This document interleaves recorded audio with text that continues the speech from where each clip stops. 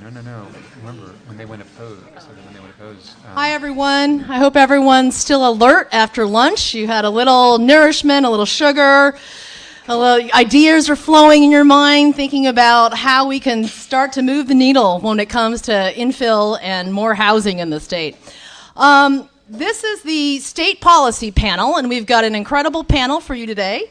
My name is Mia Kong. I'm one of the Infill Builders founding board members. And thank you again for coming and sticking around after lunch. I'd like to just introduce my panel. Again, experts in state legislation. We've got Lisa Engel right over there on the far left. Right? Sorry, it's my list. Yes, sorry. That direction. She's the chief consultant to the Assembly Committee on Housing and Community Development. She works on the following issues for the committee: housing finance, homelessness, land use, common interest development, redevelopment, building standards, and budget issues. She's got a lot on her plate. She has a Master's of Science in Community Development from the University of California at Davis. Prior to joining the committee, she worked for the Nehemiah Corporation of America for 5 years, so she's got a good development background as well. Next to Lisa, we have Liam Dillon. You might recognize him from the LA Times. He covers state politics and policy for the LA Times and is based in Sacramento. He specializes in writing about the state's housing affordability crisis and regularly appears on panels, radio, and television across California to discuss the issues. He's also the co-host of Gimme Shelter, the California Housing Crisis podcast, which he publishes every other week. And prior to joining the Times in 2016, Dillon covered local politics in San Diego and in Southwest Florida. And, excuse me, I skipped over. I'm sorry.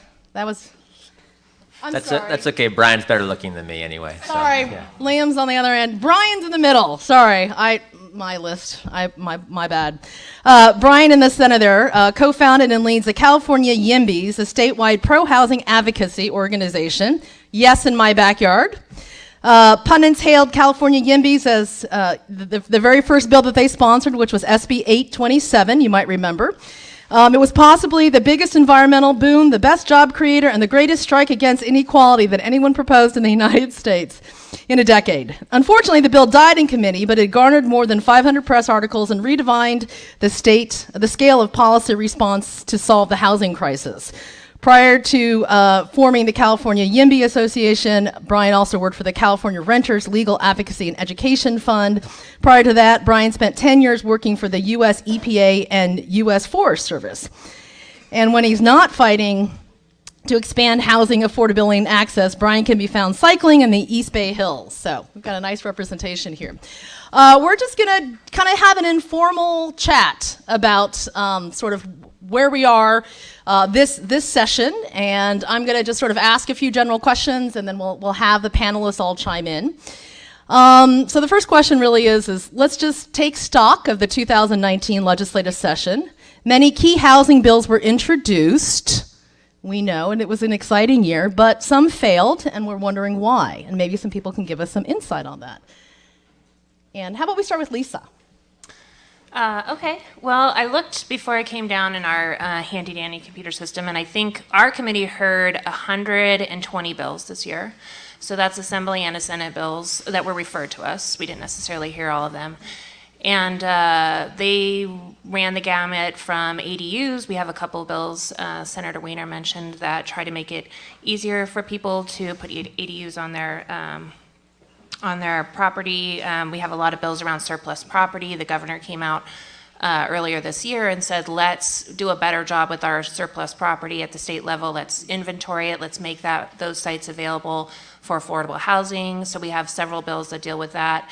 We have bills that deal with renter protections. We have my chair, David Chu, has 1482, which is around creating a state rent cap and also includes just cause. We have another bill that deals with source of income. I'm going through the bills that are still alive, just to give you a sense. So there's many that are still out there. Source of income bill that Senator Mitchell is carrying that says basically landlords can't discriminate against those with Section 8 vouchers. And we did have some conversation this year about bringing back some form of tax increment financing and resurrecting the state's role in that through providing some either funding backfilling of schools or funding through ERAF. So I think there's still a very strong appetite for housing bills in the legislature. There's obviously a steady beat in the press around homelessness, around the lack of housing. So we do have a lot of bills moving. I don't know if I can speculate exactly why specific bills died. I think one thing Senator Weeder said in his discussion was, we've really come a long way in the last 5 years. So we've done things that, would have been unheard of 10 years ago. I think there was a lot stronger local government sort of presence or pressure up until probably the last 5 years. And so I think things are shifting a little bit, but they're still, still challenging. Brian, you want to go? Yeah, I mean, I would argue that I wasn't in Sacramento 5 years ago, so I don't know, but I would argue like that they're still that force is certainly still very well received. In part, just as Senator Weiner mentioned, he and so many of his colleagues, like, they came from local government, they understand those concerns, they remember what it was like, and they still talk to all their local government elected officials, and so that's an underrated lobbying power. Just to double down on Lisa's point, well, we did have, as I believe Liam dubbed it, the May massacre of housing bills this year. If you look at where we currently are right now, with the bills that are alive moving forward, and not including the bills that were made 2-year bills, this is still like an amazing year for housing. There are a lot of really good bills that are moving forward. Portland got a lot of credit, and rightfully so, for legalizing triplexes everywhere, or almost everywhere. AB 68, one of the ADU bills that Lisa mentioned, and sponsored by California YIMBY by some member Phil Ting, that would essentially legalize triplexes, although not quite, because you can't split title, but basically says, like, you get the ADU and a junior ADU on every plot, and it cuts back on the time with the where a ministerial permit must be issued, and really targets a lot of the other rules and restrictions that local governments have used to make state ADU policy, which has been in effect for many years, effectively a dead letter. So we also have, like, SB 330, Senator Skinner's housing streamlining bill. It was certainly weakened in May. We're working on strengthening it, but it too declares a state that we're in a housing crisis, and that local governments can't do things like downzone. They can't pass these housing moratoria and slide backwards given the crisis. So there's still a lot that's alive as to, like, why some of these specific bills died. Look, like, what we're trying to do is hard, and the incentive structure for a lot of elected officials, especially for those from Los Angeles County, are really, really challenging. It's no secret that California YIMBY and SB 50 struggled to find a lot of support in Los Angeles, despite the fact that we had 17 co-authors and the support of organizations as diverse as, like, the California Chamber of Commerce and the California Labor Federation. We weren't able to make huge inroads in Los Angeles County. And if you look at what happens with Los Angeles elected officials, unlike in the Bay Area, it's very, very common for, after you serve time in the state legislature, to then go for, say, to run for county supervisor or a city council member. Kevin DeLeon, the former head of the Senate, is now running for city council. Why? Well, these city council jobs pay twice as much as the state legislature pays, and you have more staff. And, no offense, you don't have to live in Sacramento. you get to stay in Los Angeles. So it's a big win. But because of that, and because of the nature where you have these odd year elections, where in a council district of 250,000 people, 15,000 people will vote. Now, next year, 125,000 people will probably vote. But in those odd year races, the composition of the electorate does not look like the overall population.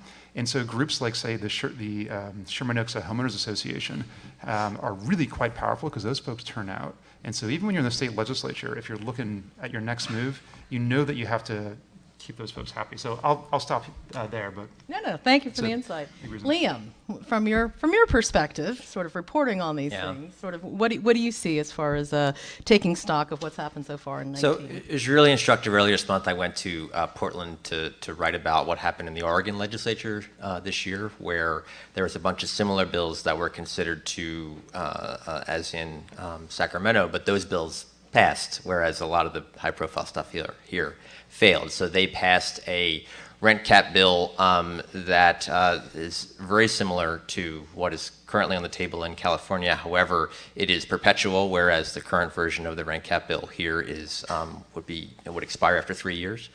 Also, they passed legislation that essentially legalizes fourplexes in most of the urban areas of Oregon, statewide, and that was obviously very similar to SB 50, which in one respect, in terms of addressing single-family zoning, which I know that you folks have mentioned ad nauseum earlier today. So why Oregon and not California? And so what I found is essentially 4 principal reasons why Oregon was successful in these areas and California was not. First, Oregon has a longer history of state involvement in land use decision making than California does. They have a 1973 law that did a lot of things, created an urban growth boundary, but also a kind of quasi-judicial land use court process, which streamlines a lot of the kind of legal wrangling that you see here in the state. And there's also a nonprofit there that's kind of considered the keeper of that law. It's called 1,000 Friends of Oregon, and they were one of the primary backers behind their fourplex bill. And so that element is different than here. Second, there was on the renter side, a very different election for renters in Oregon in 2018 compared to California. California, as I'm sure most of you know, Prop 10 would have expanded rent control statewide, lost by 20 points.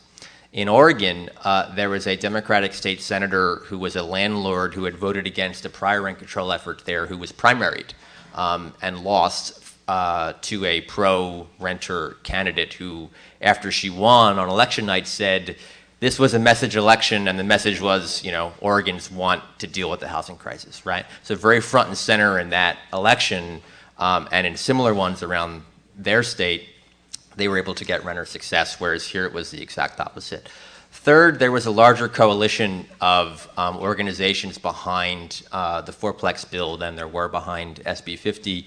While some of the angst that was among groups representing low-income renters, communities of color, were friendlier to this version of the bill than they were the version of the bill last year, there was still a lot of negotiations going on to get them on board. Whereas in Oregon, tenant groups, or there were some high-profile ones that were very much supportive of their efforts up there. So you did have a larger coalition. In fact, the League of Cities representative in Oregon told me that often as she was lobbying against the fourplex bill, she felt the quote was, like the cheese stands alone, right? So it was really isolating the opposition to local government opposition that I think no matter what in these sorts of bills you're going to have.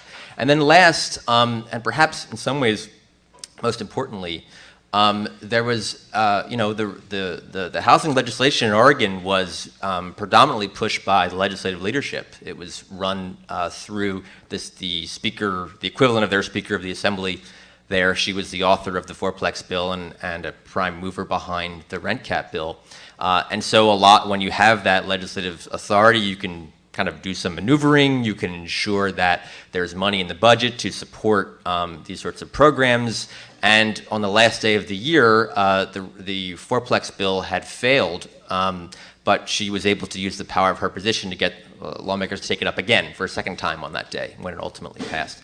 And so, that's a contrast to here where, while I think the governor and legislative leadership have talked a lot about sort of the need for housing legislation, when it came time to kind of put their shoulder into some of these bigger bills, that didn't happen. And so, I think that kind of through the lens of Oregon, you were able to see an interesting contrast to why things failed here. Interesting. We all we know that it takes a lot of coalitions and support to kind of move legislation. So I'm wondering, now that we have a new governor, we have, other key players and interest groups, what coalitions are needed to overcome these entrenched interests that we've seen, whether it's Los Angeles or statewide, local government? Do folks have feedback or thoughts on sort of who are the key players and interest groups now on housing that we need to engage to bring forward? I would say principally, I'm in, so California YIMBY, we have 17 staffers, 5 of them are based here in Los Angeles. I'm in Los Angeles about every month. We need to get more support in Los Angeles and get more support from elected officials in Los Angeles. I think that is probably the most meaningful opposition that we're facing. And again, I mean, look, we had SB 50, 17 co-authors. We had support from the mayors of San Jose, San Francisco, Oakland. You know, the mayor of LA said some positive things about it, but didn't quite get there. And from other mayors and council members and supervisors from across the state. Groups like NRDC, I see Carter in the room, and the California Building Industry Association. We even had AARP and the UC Student Association, right? So like all these different groups that you might think have a different interest and that don't typically weigh in on housing bills. If you were to support list, it's pretty long. But where, again, the absence was really Los Angeles. And I don't think it's a coincidence that the person who was able to hold the bill up is a senator from a small, who's the former mayor of a small town in Los Angeles County, La Cañada, Flint Ridge, which hasn't built an apartment building in over 20 years, and where the median home price is among the most expensive in Southern California. So that is really what we're very much focused on. I hear that. Others? Lisa, do you have thoughts on that? On 1482, on the rent cap bill, we really have built a strong coalition with a variety of labor representatives, the trades, SEIU. They've helped quite a bit to push that bill along. And with that bill, we were facing opposition from the realtors and the apartment association, which usually those two can kill a bill. But we've been successfully so far negotiating with the realtors and are hoping to get them to neutral. But I think all the players are pretty much at the table. It's threading some of these final issues around, dealing with, trying to figure out what can address some of the equity concerns in SB 50. And I think those depend upon different communities, honestly, because a lot of cases, communities are trying to deal with them on the ground and have specific solutions. And so if those aren't reflected in a bill, there will be concerns. I do just want to speak to that point a little bit, though. So the senator in California, YIMBY, have been working with groups, especially like ACT LA and others, for many, many months. That's much what we did over the summer for SB 50, and we took substantial amendments to address our concerns. While we continue to do that, I think it's important to be eyes wide open about this and understand that not all of the concerns about a certain thing, I think, are necessarily good faith. If you look at some of the demands that were made upon SB 50, they were asking for things that were not in their own sponsored bills that were irrelevant. If you look at the transit-oriented communities program, that's often held up as a highlight, which we also did when talking about SB 50. The TOC program doesn't have the renter protections that SB 50 has. The TOC program doesn't apply to single-family home areas and all like the equity concerns thereof. And in terms of making projects pencil, the TOC program also permits developers to get a reduction in their housing impact fees, which wasn't an option available in SB 50. So, we are very, very much working with folks who are in these communities. But look, it is hard, and I think there are some. I'll tell a real quick little anecdote. So California YIMBY supports AB 1482. Our organizers work with local partners like ACE in order to lobby and advocate for it. We met with the realtors and the apartment association late last year prior to session to let them know that we were going to be supporting these policies and to ask to work together to find a way so that they don't have to kill it. Not to get them in support, because that would be impossible, but to get them so they don't have to kill it. And when your boss, Assemblyman Chu, invited our legislative advocate to attend a press conference, one of the leaders of ACE physically blocked him from being able to ascend the podium. It's because there are some folks who, quite frankly, just don't want to work with us, even though we're sort of doing our best. So I do want to flag that. Can't people just be friends? Yeah, we try to be nice. Liam, any thoughts on coalitions? Yeah, it was really interesting when I first started writing about this stuff a little more than 3 years ago. I was struck by how really every interest group in the housing space would benefit from more housing in one way or another. So your cities would benefit because they get more tax revenue, developers would benefit, profit, labor would benefit, jobs, realtors benefit, houses to sell. And yet like no one act like they all kill each other's bills, right? And I think when it comes to like the specific ideas, there is intense disagreement over what that would be. So say there's a general agreement, yeah, we should spend more money on subsidizing new low-income developments. But if you come for the mortgage interest deduction to try to do that, then the realtors will destroy you, right? And so like there's every single issue you're going to run into something like that. And I think, again, it kind of goes back to what I was saying earlier in terms of some of the lessons from Oregon, where on some of these things that have been intractable for decades, you really sort of have to isolate the group that's going to not be supportive, whether it's local control issues. There's no version of a bill that takes someone's power away that group is going to support, right? So that's number one. Number two, I think that some folks may see situations with the writing on the wall. I neglected to mention that the largest landlord group in Oregon was neutral on their version of the rent cap bill, and that's because they realized, oh no, this election just happened, we're going to lose, so we're going to try to make it less bad for us. And so, that's what they decided to do, and that was a political calculation, kind of reading the tea leaves.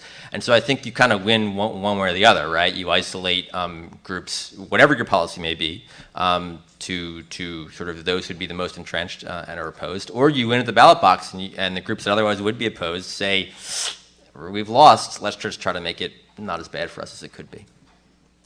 Interesting.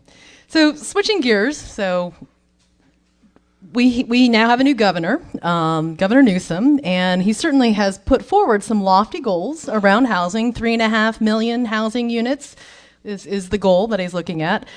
However, it seems as though, with SB 50 not making it and some other things, it seems like his performance so far may not have sort of hit the mark. I'm just wondering, do people have a perspective on where the governor is on housing these days? I think he definitely is trying to engage. He's done more in the budget than any governor has ever done. So, Governor Brown was never going to do anything like that, so that's important. I think they're still they're new. I think they're still trying to figure it out. I think they have a lot of priorities, and so that can get tricky. Governor Brown, for all of his sort of downside on housing, he had a very clear perspective on what he wanted. He laid that out very clearly in 2017. He said, these are the 4 things I want. You bring them to me, I will sign. And ultimately helped push the harder things that we hadn't been able to do in years, like SB2, which is the recording fee that funds affordable housing. So I think that they need to figure out a little bit more deeply where they want to be on land use and then engage, but we definitely do need them to push the conversation. They have been engaged on tenant issues and did engage with us on the rent cap bill, so but I think they need to formulate a little bit more clearly what they want. Got it. No, that makes a lot of sense. Brian? I completely agree with Lisa, and also, this is boring. I agree with both my panelists here. And Liam's point that, look, leaders lead. If we're going to try to get this big stuff done, the administration really needs to Lisa's point, really figure out, okay, what do they want to have done, and then push for it. I'll just add, Liam and his colleague Matt Levin tried to get me to blame the governor for the failure of SB 50 on their radio program, and I did not do that. And I didn't do it not just because I don't want to poison my relationship with the administration, but also because I seriously don't. We weren't asking for the governor's help at that point because, quite frankly, we knew that we would need it later, and we didn't think that we needed it at that time. That might have been a mistake. Well, we had very good reason for believing that, which I won't get into all the specifics.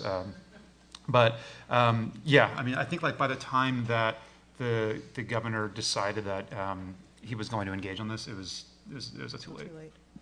Liam, your thoughts, insights? The governor. So I think I've given him a lot of heat on this 3.5 million home promise, and I think it's less because, again, 500,000 units a year, not in modern era California has that ever been done, and then he wants to do it 7 years in a row. It's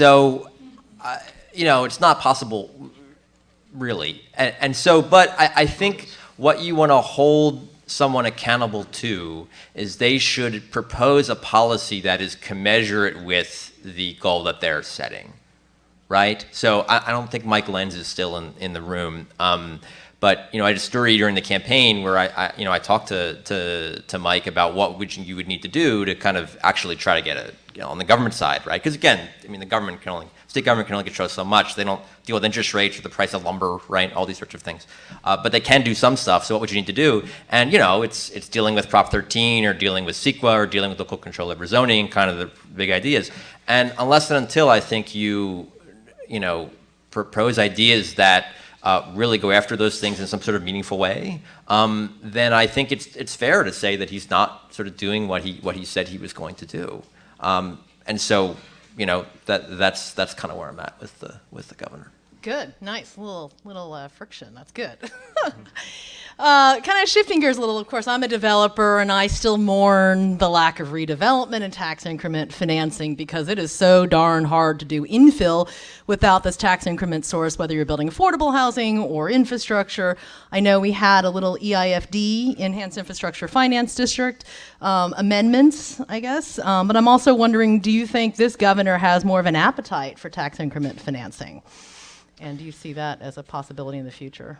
Well, when he unveiled his budget, he said, look, I'm going to do funding this year for planning, and I'm going to do some funding for infrastructure to get cities to the point where they can approve more housing. So let's update your plans. No more excuses. So I definitely think he said early this year he didn't have an appetite for it. I think there's a lot of entrenched interests in the administration that it will be hard to overcome their concerns about basically the state getting back into the role of tax increment, which is what we would need to do it on any meaningful level. But I think there's also a lot of interest in the legislature. This is one of the big things that members talk about. Everybody sees the impact the loss of redevelopment had in their communities, loss of planning staff, loss of gap funding for affordable housing, all of those things. So and there is two bills moving. SB 5 is still moving, which is Senator Bell's bill. AB 11 was my boss's bill, which we made a 2-year bill, but both sort of on the same premise of the state getting back in. So I think it's not a discussion that's going to go away, but I don't think we've exactly sold the administration on why it's needed. Got it. Okay, so we can still work on them. We need to work on them. Others, Brian, Liam? I mean, I agree. I mean, Lisa, do you want to flesh out a little bit what some of the interests in the administration are that are? Because we had to take apart and dismantle redevelopment, and we never wanted to. So basically, when Brown proposed eliminating redevelopment sort of as it existed, but having this voluntary program, and the idea was never to dissolve redevelopment agencies, but to have this alternative. And then the cities and the redevelopment agencies sued us, and the two bills were double joined, and ultimately we had to get rid of redevelopment, and it was very painful for everybody involved, and very painful for cities, of course, and I think also for the administration. So, and it exposed the fact that we were dedicating 12% of our property taxes each year towards something that has kind of a bad reputation. So I think there's a lot of that to overcome, and figuring out kind of how to do it in any significant level. We would need ongoing general fund money, and the past administration, it seems like this administration's more interested in one-time funding, and so I don't know how exactly you do that. Got it. Interesting. Liam, anything? Yeah, I haven't heard or seen much appetite. I mean, there is appetite in the legislature, certainly, but I don't think the administration seems to be super friendly to it. I also kind of question the ultimate structure, or at least even in the short term, even if you were to revert to a system that was exactly the same as before, tax increment, you start, you have a base year for property values before that increment grows. If you start that base year now, you're not going to see any money a decade, 2 decades, maybe 15 years. And so what do you, I mean, you could check the box, say we brought back redevelopment, but if you don't have unless, of course, you upzone everything around you, Sure, right? sure, You're going to sure. capture all this new increment, so it's the carrot and stick thing. I Yeah. think one of the challenges, at least, that I see, sorry, I shouldn't be interjecting. No. I'm supposed to be asking Please, you're questions. the practitioner. I just pontificate. But I mean, as local governments have to deal with all the impacts of housing, new housing. Redevelopment used to fulfill that gap for local agencies. So they had more of a planning staff, or they had more ability to sort of pay for infrastructure and these things that supported new development. And without that on the table, it's hard to support new development if it's just a zoning and they're limited. So anyway, I think it's an ongoing conversation, and it's exciting at least that people are still entrenched thinking about it. But I think, as we always, like mortgages in my mind, you buy a 30-year, you buy a house, you have a 30-year mortgage, you're banking on your future. And I think real estate has always been financed about the future. And so we just need to, if we're going to build our way out of this, we need to find some financing tools that are going to get us up and not out. Question. So we've actually seen a lot of pretty innovative legislation that has passed in recent years. And I'm wondering, do you guys have some favorite bills that you think have passed that have actually worked over recent years? And maybe you want to just maybe not everyone in this room knows some of the recent bills that have passed, but maybe if people want to talk about sort of maybe the bills that they think have actually worked to get more housing on the ground. Personally, SB 167, the bill that Senator Wiener mentioned that I worked on with Senator Skinner, which passed in 2017, and it strengthens the Housing Accountability Act, is my favorite bill, just because it's more personal. It certainly has. It certainly has, compelled local governments to approve housing that they otherwise wouldn't have done. For those who don't recall, so the Housing Accountability Act has been around since 1982, and it was mostly dead letter. At its core, it says that if a housing project complies with your local rules, then you have to approve it unless if you can find that there would be a specific negative outcome for human health or safety. There are a lot of other caveats and some special protections for affordable housing, but that's basically the core of the bill. But there are like a million different loopholes. It turns out that substantial evidence doesn't mean substantial, like in ordinary American English. Lawyers have been able to define it to mean more than a mere scintilla. There were also like no punishments for breaking the law, right? So like if you steal and get caught, then you're gonna get in trouble. If Palo Alto or Cupertino intentionally breaks the law and then then tisk, like nothing happens. So there's no incentive to actually follow the law. And so like a few of the things that we did, apart from a lot of technical changes, is like raise the evidentiary standard by which a local government must make a determination that there's a negative impact to human health or safety. And they are fined if they're found to violate the act and they don't correct it within 60 days.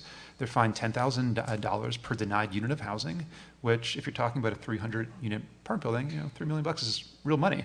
And then that money then goes into a local housing trust fund or like the SB 2 state housing fund. So I think that's worked some, but I would say the bills that have had the most actual impact in terms of delivering units fast, I believe, have been the ADU bills. I think like LA has the approval process for ADUs has skyrocketed, and while a decent percentage of those, especially early ones, were just legalizing units that already existed and were just off the radar, there are a ton of new ADUs coming online now as a result of the exact type of like state intervention quashing local control that they were fighting against. So state intervention works. Yeah. Liam, favorite bill? Yeah, I mean, as in my role as a favorites. nonpartisan Okay, sorry. sort of journalist, but I Observation. Yeah, observation is a better way of putting it. So I have also been struck, if you will, by really the only thing that's worked to deliver units that's passed in recent years have been the ADU bills, and so. Perhaps, I think in some ways, maybe this is my fault, but me meaning the media broadly, right? Which is that like a lot of stuff gets heat and attention and are kind of easy for people to understand. And I think ADU, in part because the name itself is arcane, and for other sorts of reasons, it's harder to understand. And so the bills don't get the same kind of heat. But I think that they certainly, if you look at the performance, have been. At least in terms of immediately producing units, have been far and away the most successful measures by that standard. Could you just please wait till after the governor signs those bills before you write about it? That would be really appreciated, ma'am. Lisa, thoughts on bills that you think have been I have a few effective? favorites. One that I worked on last year, I think it was last year, they're all blending together, was we rode the coattails of SB 35 with 2162, which is supportive, by right for supportive housing. So if you include 25% of the units as supportive housing, then it's by right. And we're getting a lot of interest from affordable housing developers in the LA area. It's sort of it's modeled after an LA ordinance. So we're hoping to see some production out of that. 2923 was my boss's bill to, people like that one. You guys will like it. Convert surface level parking, BART station parking into housing. It was a really difficult bill. I joked that we lost the two staffers before me that staffed it left. And so I was worried when I inherited it. Yeah, at the end. But it was also kind of a riding low behind Senator Wiener because he had, what was the bill? 827. 827, and then we came in with 2923, which was a much smaller scale because it was just BART surface parking, but managed to get that done. We're still hoping to see some housing production out of that. And then I had another one. Oh, we have another bill this year, 1763, which we've been hiding out and getting a little bit more attention now that SB 50 is parked. But it is, you can get 100. It's for 100% affordable housing, but you can get an 80% density bonus anywhere, and you can get unrestricted density near major transit stops. And we've only gotten one no vote for that bill. So I think that could make a big difference too. So, but that's not done yet. So I guess sort of wrapping up here, do you think there's any chance of some last minute breakthrough bills this year on housing? Or Yes. That's a good tease. Brian, you start. I answered the question. Oh, well, elaborate. Give us some more deets. Well, look, I mean, the details haven't all been worked out yet. But, look, the legislative session, or the year, not the full session, doesn't end until September 13th. And so when session resumes on August 12th, we're going to have a month to try to get a robust housing package to the governor's desk. The governor does not believe that he is done yet in terms of getting some of his policy wins this year. Lisa's absolutely correct. He got a lot done in the budget, and he certainly deserves credit for that. But I know that he recognizes that he's not going to. Nothing is moving right now that is commensurate with the scale of his campaign pledge, as Lee articulated. Oh, and to not quite answer someone's question during Senator Wiener's talk, so we haven't done any modeling on what proposed rent decreases might be. That's really it's hard to do in any way that isn't guesswork. But we have done feasibility modeling for SB 50 and for how many units that we think will be built and where they could be built. And the numbers are huge. I mean, in the 9-county Bay Area, we're talking about, in terms of economically feasible to build, given current costs and all the restrictions in the bill, about 3.5 million, hundreds of thousands of them, deed-restricted low-income housing, which is more than currently exists in the Bay Area.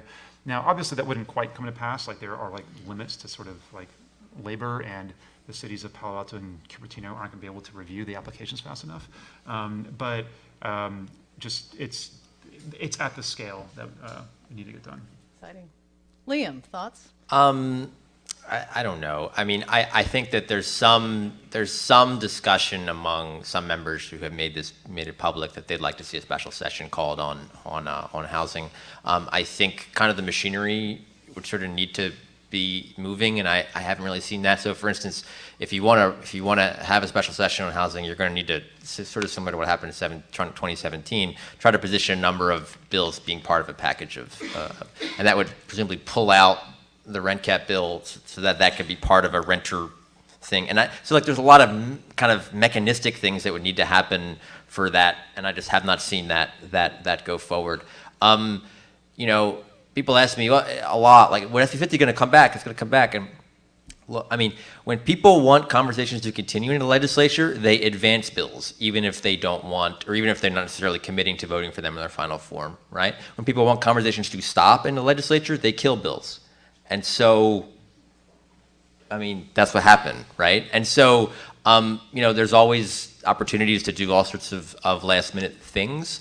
But I think, particularly given the heat that's already been on this, to try to push through something major at this point, I think would be certainly a very heavy lift. Lisa.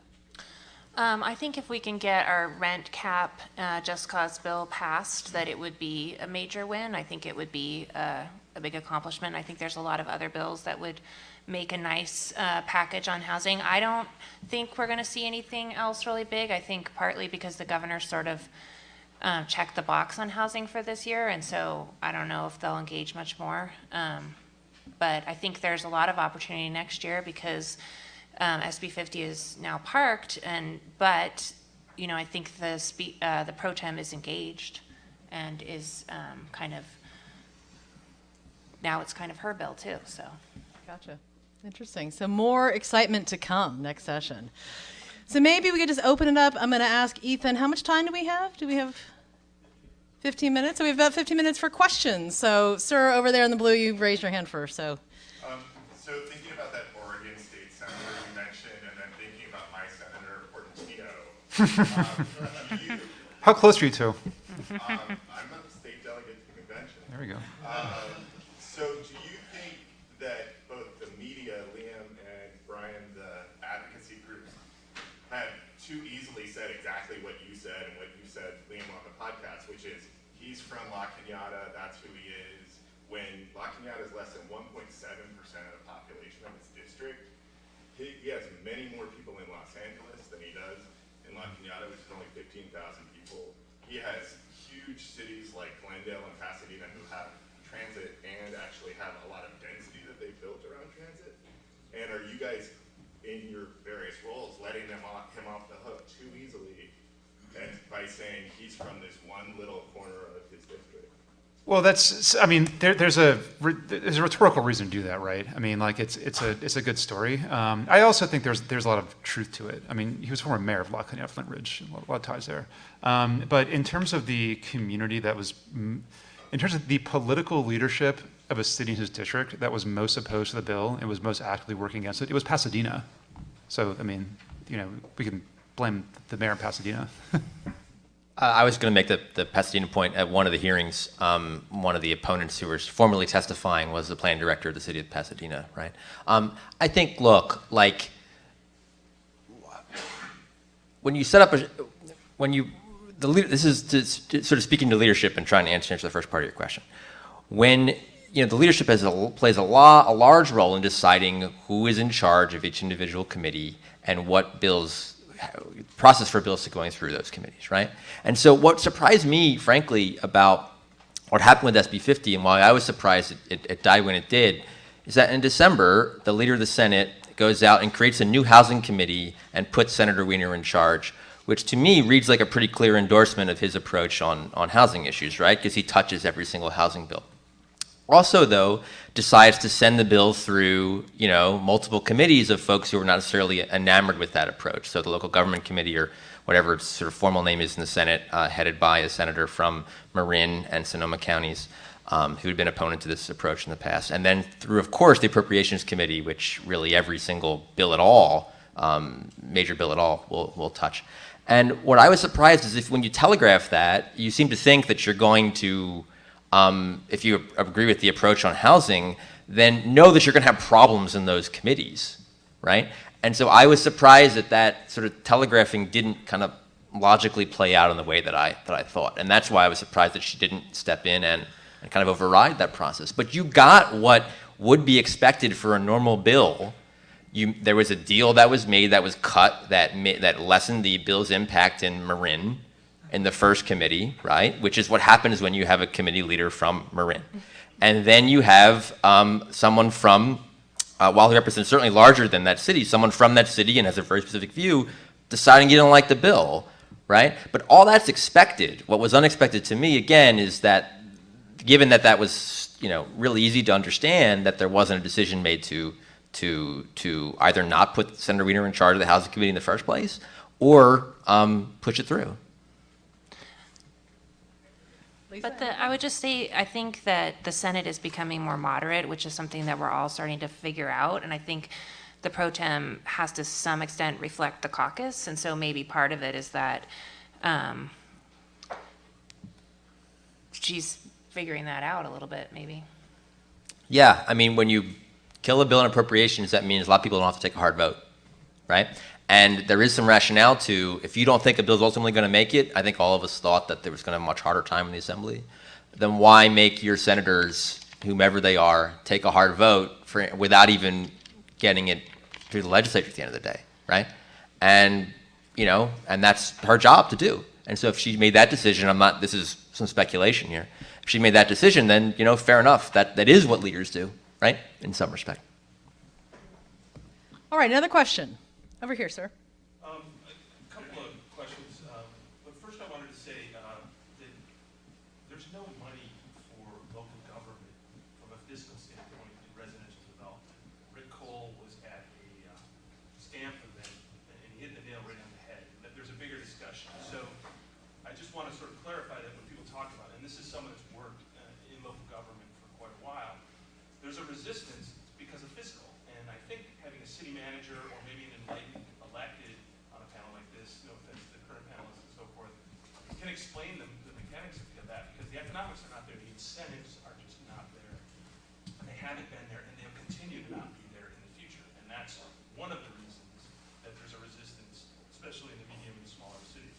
A couple questions I have when we talk about there is simpleton questions, because that's kind of the way I am. It's when you talk about, and no offense to Allen and Stamp, they've done a great job, but 250 bills, that sounds like, oh, this is great. To me, that's a lot of noise. Like, how can you track 250 different things? It doesn't seem very strategic, and I'm not fingering anybody or otherwise, but it seems like for staff people, as a former staff person and so forth, like, that's a lot. Welcome to the legislature. I said, welcome to the legislature. That's what we do. Is it possible that it can be less and more strategic? That was what was beautiful about SB 50. It's like really easy to understand, And I'm glad you found it easy to understand. I'm sort of the other thing I will ask is, we talk about tax increment, and I worked 5 years as a practitioner of redevelopment, and everybody waxes romantically about that, and that's a whole other subject. However, we have SB 2. It exists. We have enhanced infrastructure district. The question I think that the panel and other things should be talking about is, why are these tools being used by cities right now? I don't know those impediments. They have to exist. So taking up another bill on tax increment financing, that sounds great, but there's an existing tool that exists in the marketplace. I know of 2 cities that have used it at this point. So why? I don't know the answer to that. So it seems like quantity over quality seems to be the way that things are being done. I could be wrong. Again, I'm a complete poser when it comes to advocacy or lobbying. I'm a practitioner on a small scale affordable development. Thank you. Panelists, you want to take that question? I agree there's too many bills and that we should not let members introduce that many bills. So I'm all for it. I'll sign whatever you want me to sign. But that's like a reality of the legislature. And then there are, usually like in 2017, we ended up with 15 bills. Those were pretty good bills. But, we hadn't had that significant volume of like housing policy that actually moved the needle in years. So agree with you on that. The thing about tax increment, and Fred Silva could probably answer this better, is that it's one of the things available to cities, right? So tax increment was created in the Constitution. It is a way to finance infrastructure. It doesn't require a local vote. So I think those are attractive things to local governments. And as you said, like they're not getting enough of the property tax share to pay for things. They don't have enough money. So it's like one of the things out there that's sort of being left on the table. So how do we recreate it in a way that makes sense? I think it's our thought process on that. Are there other ways to go about it? Totally, but we're so restricted in terms of taxes and what's actually available. SB2, unfortunately, is not a lot of money. So it's split up between a bunch of different jurisdictions.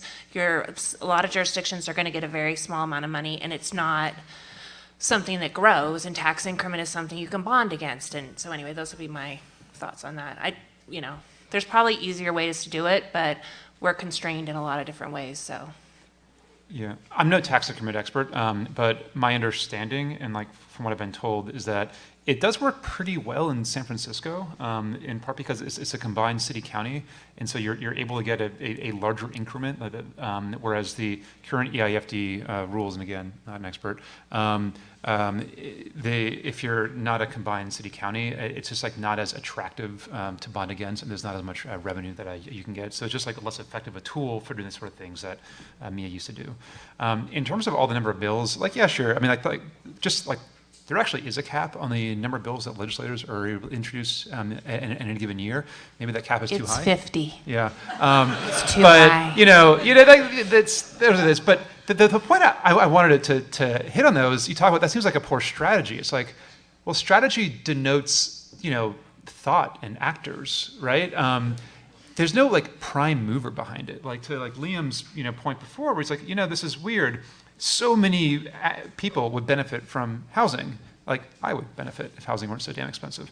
And a lot of folks would, and a lot of institutional actors would also make money off of it. A lot of nonprofits would be able to advance their missions by seeing this stuff get done. Why isn't it getting done?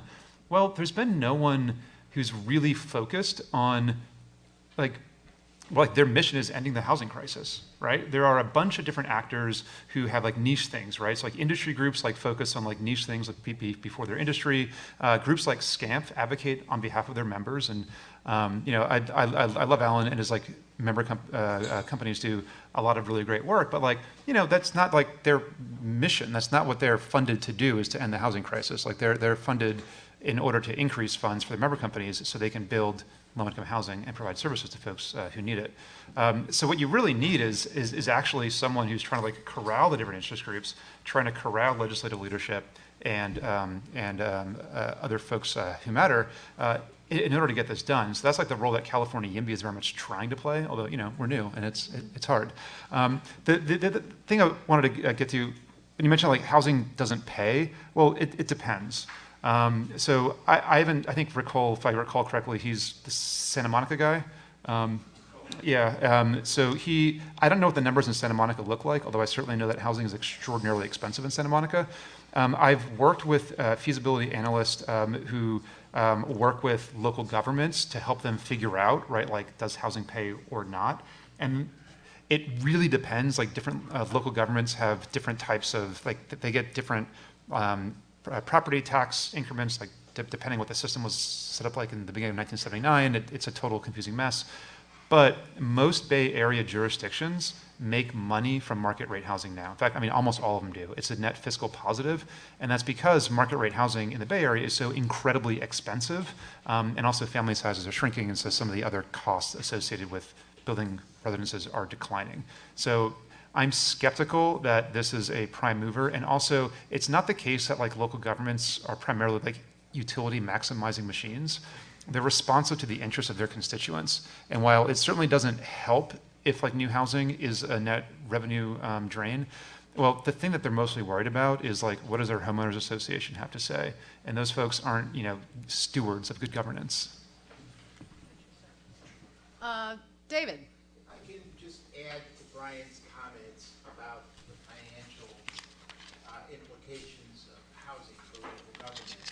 There's a vast difference between 5 dwelling unit per acres with all new streets, all new infrastructure, huge quantities of infrastructure per door of new housing, and 80 or 90 or 100 dwelling units per acre in the core of a community where the infrastructure already exists.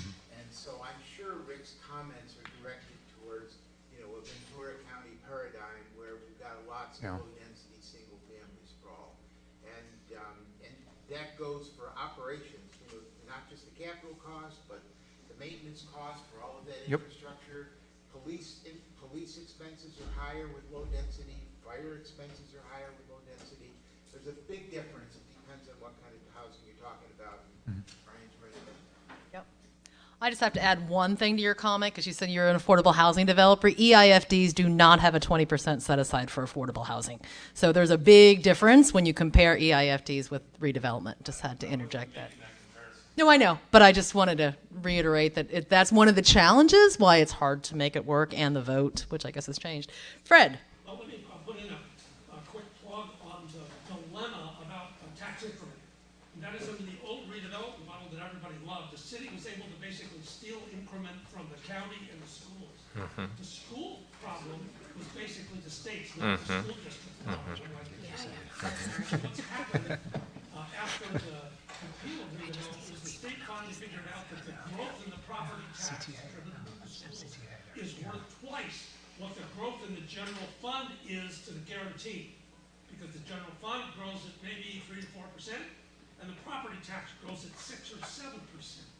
So the state is not interested in simply putting more of the growth in the property tax that's attributable to it back into local finance. It just isn't. And so you have to start with the premise that somehow you need to have a method for capturing the growth in the local economy to be invested in schools and in community services. That's where it has to start. We know that from the legislative history, it's really hard to go after the school finance industrial complex to take a piece of what amounts to the growth in the school guarantee in order to put it into something that, frankly, for the most part, the schools don't give a hoot about, aside from teachers in the house. So it's a dilemma. It's one that is very hard for this administration to face. The last administration didn't give a hoot about the problem. So I think there has to be more discussion over the next year. SB 5 is a good example of that, of how you can get some form of, some piece of the growth in the local economy that's attributable to the state to be invested back into the community. I just want to add, I wanted to get into local tax issues a couple of years ago, and then I had a 2-hour conversation with Fred, and I was like, oh God, this sounds so hard. I'm going to do something easy like SB 50. All right, one last question. I just want to respond to that, and I think that it can be done, and I think that part of it is, and we were having a little lunchtime conversation about this, which is you negotiate the pass-through to preserve, the education funding. And if it's just, it's with your community college district and your, all your education funding continues to pass through, and to the extent that you have other taxing entities that are, a little rowdy and upset with, you negotiate something with them so that there at least is some funding source. It's not going to be redevelopment 2.0 for sure. It'll be something different that is more constrained and that does preserve, one of the other priorities, and that is funding for education. So we haven't seen a model of it yet, but that's likely what's going to have to happen if we get, go back into the TIF, financing role. Both my boss's bill, AB 11 and SB 5, do that, honestly. Like they are, and there's language in both of them to make it clear that schools will be kept whole, but it's still opposed by the CTA. CTA and others. So I think there's just more work to be done, but. That's why we're all here. So, all right, I see your hand up. Go ahead, quick. Just a quick question. Gray Lusk, Solar Impact. Are you guys seeing anything coming down the pipe to incentivize private capital to invest in affordable housing? I can't believe it's like 2 o'clock and no one's mentioned opportunity zones yet. And the fact that it's in 12 weeks of this year, I've been doing affordable housing for a few years in South Central Compton and Watts. Since January 1, I've raised $100 million to build affordable housing in South Central Compton and Watts. And the money is on the sidelines. We've been, we expect to build 1,200 to 1,500 units in the next 2 years using TOC, which is a great program. Or are there other types of programs where we can incentivize private capital to come in and build this and solve the problem? I mean, we don't need to be raising public funds anymore. I actually think opportunity zones is one of the things that the governor hasn't gotten done. So maybe there's an interest in trying to do something before the end of session. But there is a lot of kind of hesitance in the legislature because of the cost to the general fund, and that a lot of the opportunity zones, as I understand it, except for a few, are in high poverty areas. That's what they are by design. And so what impact will our investment have on furthering gentrification and issues like that? So I think there's a lot of sort of outstanding issues that need to be worked through, but there might be something before the end of session. Yeah. So there is pending opportunity zone legislation, and I don't know enough about it to comment intelligently. It's the Hertzberg, right? More than Hertzberg too. I thought Caballero had something. There's a bunch of different bills, but they really haven't gone anywhere yet. The thing that I'll add that's really interesting is so for decades, like a lot, much of the poverty alleviation strategies, and then more recently with Raj Chetty and co, like the moving to opportunity studies, have really emphasized, like the need to try to have these like place-based strategies to improve places, and then to provide opportunities for low-income folks to move to higher opportunity areas.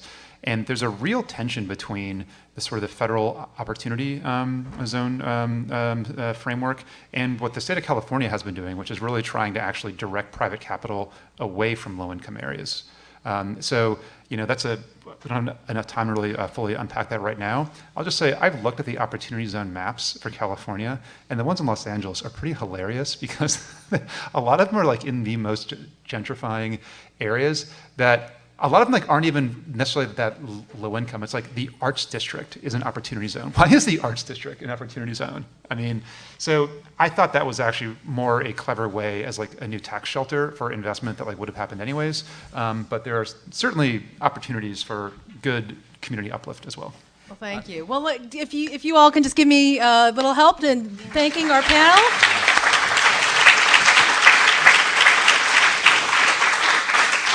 I think everyone has a break, 5 minutes, sorry, but maybe phone calls, bathroom, you know what to do, and bring yourselves back in here for the next panel. So, what were we going to say? Oh, I was just going to make a very small point politically that, like, embracing a major initiative. Thank you. That was kind of fun. Also true. Yeah. Thank you. Hi. I'm just not used to being on a How are panel ya? where Liam isn't grilling me. It's just not, it doesn't feel the same, Liam.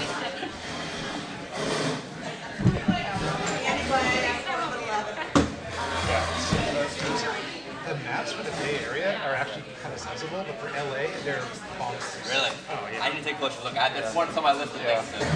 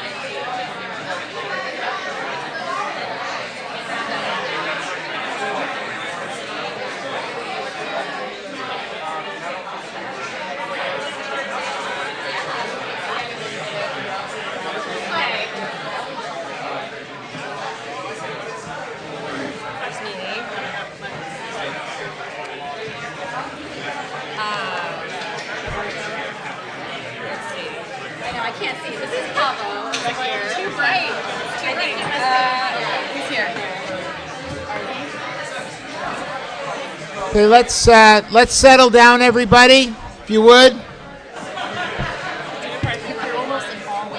I know. Oh, am I? Yeah. Oh. So Nadine has said we should get together, so we should get together. Pardon? Nadine has said we should get together, Yes, so we should get together. Yeah, I told her we'd be on a panel today. Yeah. Well, even our short discussion on the phone, I'm like, we have a lot to talk about. I think there are some I was like, there's some things we should get together. Yeah, and discuss. totally. I was thinking that too. And I'm finally at a point in my career where I'm like, I just have to be candid. There's not enough time. Yeah, totally. Yeah. It's the reality, yes. How are you familiar with that project? Oh, yeah? Really? Is that As part of, Say your name. like a separate initiative? I knew with Mayhill, or was that before its time? They're like, This name, I was going to say they were placed. That's fine. Any photo objections on the side of the... Oh. Okay, welcome everyone. Jen. Hi, Robin Hughes. Good to meet you. So the next program is going to be moving into a little bit more focus on what is happening here in the LA region. And we've got a distinguished group of folks here with us this afternoon to talk about that from government, from academia, and from the private sector development community as well. I think I'm going to start off by letting each of them take a minute or two to introduce themselves. But before we do, I'd like to get a sense of, who our audience is today. Nobody's asked this question, but if I may, if anybody that is involved directly in market rate development, could you raise your hand, please? Okay, all right, very good. And those of you that are involved in affordable housing development, as broadly defined as it may be. Very good. Okay. And what about government? What about government? How many people? Oh, so there's an overlap here. Okay. All right. Very good. And what about legal folks that are involved in legal activities? Okay. Lots of attorneys. And finally, those that are involved in state or local government policy kinds of things as well. Okay. All right. Good. Thank you very much. All right. Well, with that, who did I forget? Oh, very good. Very important. Okay. Who's doing the money here? All right. Cool. Cool. All right. Very good. Okay. So with that, Pablo, did I say that right? Sure. Okay, sure, or... I mean, there's no right way to say it. In Finland, there's a right way to say it. So if you would, why don't you go ahead and introduce yourself? Hi, good afternoon, everyone. Thanks to everyone for being here. Thanks for the invitation. My name's Paavo Munkinen. I'm a professor actually here up the street at the Luskin School of Public Affairs in the Department of Urban Planning. My research is actually international. I focus on housing policies and how they shape urbanization trends, housing markets, affordability, and social segregation. I have done a lot of work in California as well, and I'm currently working on 2 projects I thought I might mention of interest to this group. One is a project with funds from the Turner Center at UC Berkeley using this survey of land use regulations they've recently completed. And that project's with colleagues Mike Lenz and Michael Manville, and we're looking at comparing regulatory prohibitions against development, AKA zoning and low density zoning especially, to regulatory process, cumbersome processes associated with development. This was kind of inspired by one of their findings that developers frequently cite process as the problem, whereas planners frequently cite the availability of zoned land. So we're kind of comparing those and how they affect multifamily development, especially in cities across the state. Another project is with colleagues at Berkeley Law School and Davis Law School, and this is a project focused on the constraints section of housing elements. So I've been reading housing elements lately over the summer, which is not a fun summer activity, but it's actually quite fascinating, and it's something I can maybe talk a little bit about later when we talk about policy. But one of the directions going forward is for HCD to do a better job monitoring cities and how they're dealing with regulatory constraints. And this is somewhere that developers should eventually, hopefully, get more involved in terms of kind of signaling what are the constraints that matter the most, and signaling those to HCD, and the housing element processes is the place to do that. Thanks. Good afternoon, everyone. My name is Arthi Varma. I'm with the Department of City Planning with the City of Los Angeles. I'm the Deputy Director over the Citywide Planning Bureau. So my team manages the long-range planning initiatives for the city at the citywide level, so not at the neighborhood level, but policies that affect the city as a whole. In particular, we update our housing element, my team, the general plan as well as the housing element. So probably not as familiar as you, Papa, with all the housing elements across the city, but certainly familiar with the city of Los Angeles is. And over the last couple of years, my team has been tasked with the housing element implementation and really preparing some code amendments that would streamline the production of housing, and particularly affordable housing. So many of you are familiar with the Transit-Oriented Communities program that came out of Measure JJJ. We've also recently adopted our permanent supportive housing ordinance to facilitate the production of housing for homeless people. There's also the interim motel conversion ordinance that we were recently adopted as well, also aimed at supportive housing services for the homeless population. And just kind of more broadly, I think the general plan looks at the city as a whole and looks at the opportunities to balance the production of housing along with our other long-range goals, including sustainability, mobility options, and we're going to be embarking upon our housing element update very shortly for the next cycle. So we look forward to that process. Jen?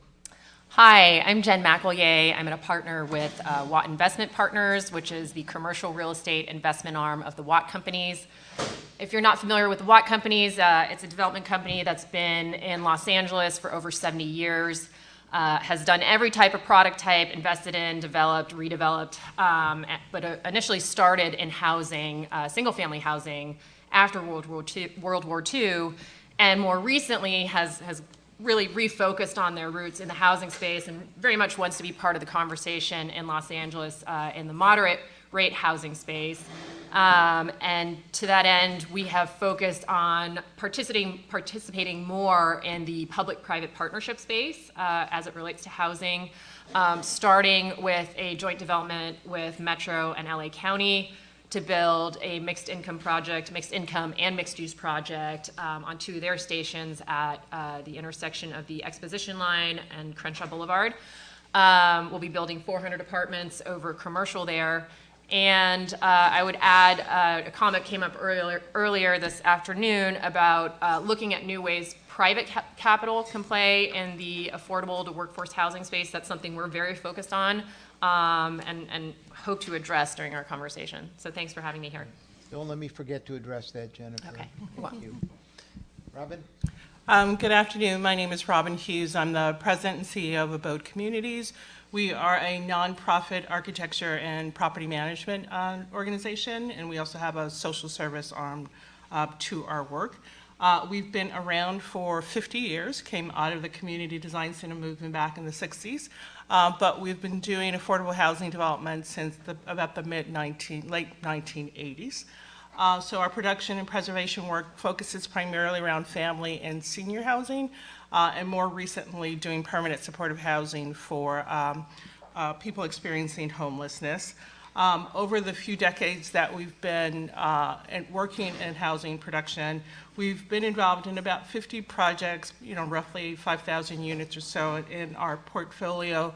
We have 37 properties, about 3,000 units, primarily working in the city of Los Angeles, but geographically we cover the 7 counties here in Southern California.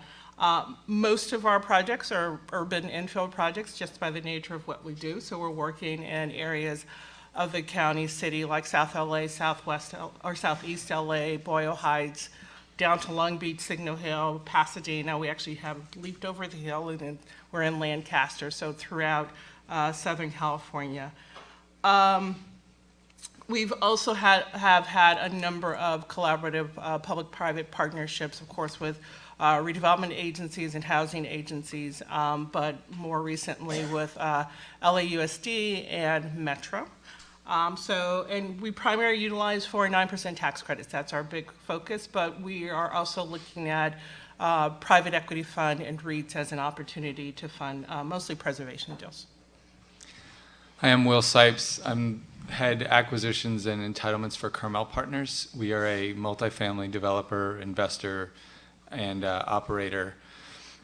Some of our focus is larger projects. Most of what we build is over 100 units. Some of the projects in LA we've done that you might be familiar with are the Whole Foods downtown at 8th and Grand. We're under construction right now on the Cumulus project at the La Cienega Expo Line Station, which is 1,200 units, and on the project called Linnea at the Sepulveda Expo Line Station, which is 595 units, 66 of which are very low-income senior. And we're active in the market looking for and entitling more sites. I have a little bit of different perspective than I think most market rate developers because I spent a time of my career with the LA Community Redevelopment Agency when that was a thing. And I've worked after that for a tax credit housing developer. Thank you, everyone. So don't let me forget to talk about finance because we had opportunity zone interest up here, and two of you have talked about different finance mechanisms. So I think we're going to add that to the agenda today. So let's jump right in. When we had our phone conversation about this panel, the Transit-Oriented Communities program came up a lot. It was everybody's focus in a very intense way. So let's just jump into that. And Arthi, if you could start off, you're in the middle of it, you know what the program's about, maybe let the audience know what the program's about, and we'll start there. Sure. So I'm sure many of you are familiar with the Transit-Oriented Communities Program, or TOC, and I know it's been mentioned earlier. TOC really came out of Measure JJJ, which was approved by the voters in the city of Los Angeles in November of 2016. And you can think of TOC as a sort of super density bonus program. Measure JJJ laid out the parameters for TOC in terms of the set-asides of different levels of affordability. One aspect of the TOC program is that it does include a set-aside category for extremely low-income households, which is not a category that's offered in the state density bonus program. So we've seen a lot of extremely low-income units created through this TOC program. And essentially, the program provides development incentives for different projects as they relate to distance from transit and quality of transit. So there are 4 tiers. And the tiers vary from, tier 1 being on the low side, which is really a distance away from an intersection of 2 bus routes with a frequency of 15 minutes or more or less. And then you range all the way up to tier 4, which is actually a rail station itself, and that has the highest development incentives. And it's a citywide program, so there is a map of all of the different TOC tiers citywide. And I would say in the past year and a half or so since we've been tracking the data and the programs have been in effect, over 50% of all of the housing units that have been requested for entitlement by the planning department have come through the TOC program. So we've seen a big, downturn in other types of entitlements. And TOC is really sort of the program that is producing the most housing unit applications in the city of Los Angeles today. Very good. And so I'm going to maybe start with Jen and Robin in particular. Why do you think that the development community is embracing this TOC program as much as it is? It sounds like it's this sea change in terms of where projects are going and the like. So Robin, why don't you go ahead and go first? From an affordable housing perspective, so traditionally we utilize the density bonus, SB 1810 is our vehicle for land use entitlements. And the value of benefit around TOC is the fact that all of those things that used to be off menu that we would need to go through some type of public process on are now almost by right within TOC. So I think it's created a much easier and predictable path from a land use perspective in terms of allowing us or providing the development incentives around parking or height, density overall that we need for our project. So I think that's the benefit it's added in the city of Los Angeles. And are you seeing an overlap between the TLC program and the AHSC program, which is Affordable Housing Sustainable Communities, that comes out of the cap and trade funding? Yeah, so I'm going to assume just by proximity to transportation that any project in the city of LA that meets the affordability requirement also goes through the Affordable Housing and Sustainable Program at the state level. I know all of our projects that have gone down that path are applying for funding soon. So, yeah. Good. And are you finding any difficulty finding those non-automobile transportation improvements? So our experience has been when we're working in an urban area that already has transportation infrastructure, we're struggling to find the transportation improvements that are required under AHSC. So most of our projects that have cap and trade financing to date have either been in the city of Los Angeles, and we work very closely with the housing department and Public Works to identify opportunities, or they're projects that we're doing in collaboration with Metro. And so they are local partners. I think once you begin to get outside of the city of LA where there is not that collaboration around infrastructure, I think you might have challenges then. Yeah. Jen? I would echo the same sentiments. I mean, I think it's been a fantastic policy that has, in an increasingly opaque system, created sort of a path where it's very straightforward as to what you can get. So you set aside this many units at this level of AMI, you get these density bonuses and these additional on-menu and off-menu incentives. It's really helpful when you're putting together your strategy as to how you're going to go through your entitlement process.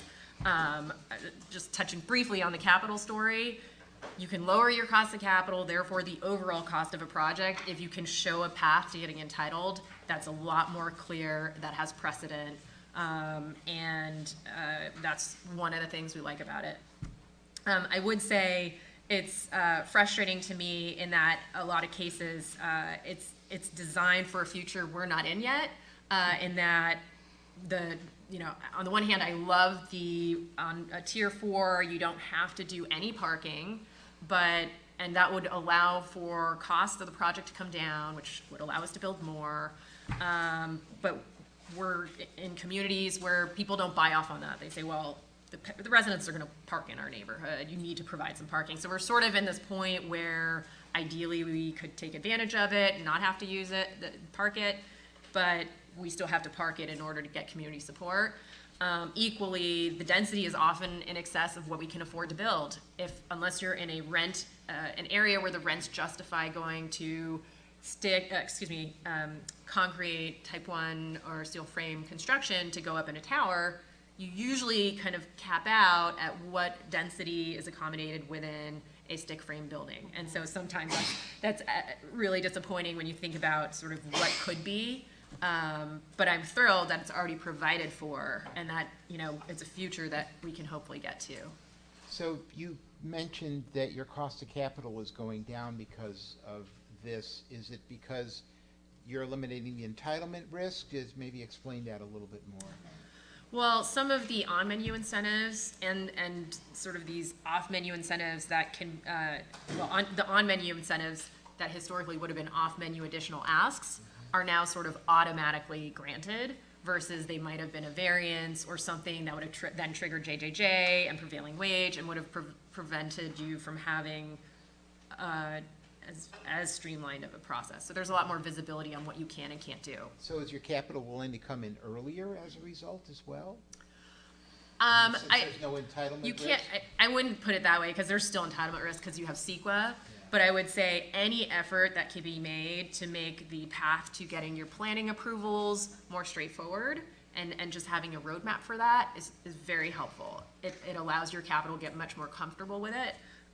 Separately, there's policy for CEQA streamlining, which is this whole other path. But my point being, there's now like this roadmap that previously, some of these options to get the additional density, to get additional height, to reduce parking, all of those were individual asks that had discretionary approval. And this is Arthi, if I could just clarify for those of you who aren't familiar with the program, the City of Los Angeles' Density Bonus Program has an on-menu and an off-menu program. The off-menu items go to the City Planning Commission for approval. The TOC program does not have an off-menu component. It is purely an on-menu, so that's where some of the clarity in the entitlement process probably comes from. I've never heard the off-menu, on-menu used in a formal bureaucratic context before. Interesting. Yes. So, Will, why don't you take this? What's been your experience? Well, I think everything that Robin and Jen said is true. It gives us a way also to compete for land, and pay a price that's really going to get somebody to sell that land. Because we're not looking at buying greenfields here. We're buying shopping centers or office buildings or some underutilized suburban type use. But you have an owner who's owned that forever. So whether you were building with a 35% density bonus or TOC, it's some measure of windfall.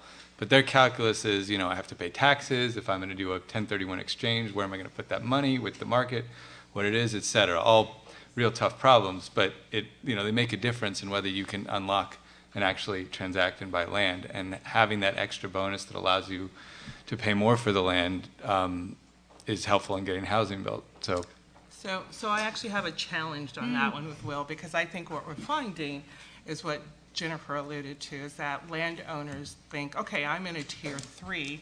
You can build 100 units, sorry. You can build 100 units on the site, and therefore I want X amount of dollars. But in reality, if you can get to 75, or say, so we're actually finding that the market is being overinflated, or at least the expectations, by this density that you can achieve with. Well, we may have hit that. I mean, there was a point in time when it was new, and there weren't a bunch of comps out there that other people were looking at. Yeah. Yeah. But eventually, it's true, with any new planning change, it starts to get baked into that, and it becomes more difficult. I will say from when it was adopted in mid-2017 till now, there's been some things have opened up. It may be that that window is closing because everybody's now priced that in, but it did provide some dynamism in a market that was stagnant. I think it'll adjust, because I think the reality of it is developers are just not going to pay that level, and both brokers and owners will get to a point where they realize the value isn't there. The bigger issue for landowners, I think, coming up, to preview future questions, is that the construction costs now have gone up to the point where, yeah, rents have gone up and cap rates have gone down and all that, but construction costs have kind of tipped the curve, and we've seen in land both, we're buying, although unfortunately not as much as in land we're selling, that price has peaked and is starting to come down because of construction costs. That's great to hear. I mean, not that construction costs being high is good. But Well, no, it's bad, because if the land comes down, these people then are not sellers. It doesn't mean that they're just saying, oh, well, I have to sell. There are just not many situations we encounter in LA where someone has a fire sale. always a dilemma with streamlining is that the marketplace tends to capture that increase in land values. So Pablo, you look at. Well, I was going to say a simple solution would be for the city to change the TOC rules every 2 years or so. And on that, I mean, keep us on our toes. So maybe, or we could just expand it to 1.5 miles and not tell anyone. I guess just one point was, what's very interesting about this conversation, it's something that comes up a lot, is kind of the discretionary versus standardized menu discussion. And I've actually talked very recently to electeds from a couple small cities in the county and about this issue, and saying you should just allow residential in commercial zones, you should create a menu like the TOC. And they say, but then how would we negotiate for all the goodies we want? And I said, well, you just put the goodies you want down on a menu and then you will get them. So, but that's a reluctance, and so it's great that the city of LA does that. So Jen started to allude to maybe some tweaks in the program, and let's talk about that a little bit. And I'm going to go to the developers in the audience first. And what are you seeing that, in terms of tweaks that might help you, next steps with the TOC program? You want to Either one of you. Okay. Go ahead. I mean, I don't know if I'd necessarily have tweaks to the program. I think when I think of ways to bring more let's call it workforce down to affordable housing rate product into the market, there are a couple things at play. You have the real cost of construction, which has not gone in our favor. Then there's time cost, which is the visibility on getting through a planning and CEQA process, where there's now policy coming that I think is going to help that. There's a number that are out, and we're using CEQA streamlining, and where we can qualify, class 32 exemptions and all sorts of things, where at least we have a shorter timeline to getting through the CEQA process. But then, not to harp on it, but the capital side of things is really one of the biggest drivers of what we can do. And not to downplay the role of the developer, but I will, we are conduits for capital. And very few developers are still out there saying, we're taking our own money and we're speculating and we're gonna see if we can make a big buck. We are just one product that investors have to put their money to work and get X return on their money. And I think if you look at where the money's coming from, oftentimes it's coming from funds that collect money from pension funds and endowments and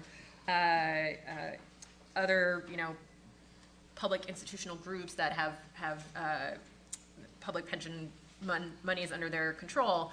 And you sort of think, well, if you look at their assets and liabilities, it would make much more sense for these investors to participate in the housing investment space, but not through these funds that basically take what should be a long-term investment of, call it 10, 15, 20 years, where they're generating cash flows that are going to be assets that match their liabilities and pension payouts, rather than putting it with, big named opportunity fund that only holds their investments for 5 to 7 years. They're looking for 15 to 20% returns. And that's what's driving us as the developer, because we're getting that money to have to go for the market rate product. I would love to build to a moderate rate income if I had capital that would be satisfied by that.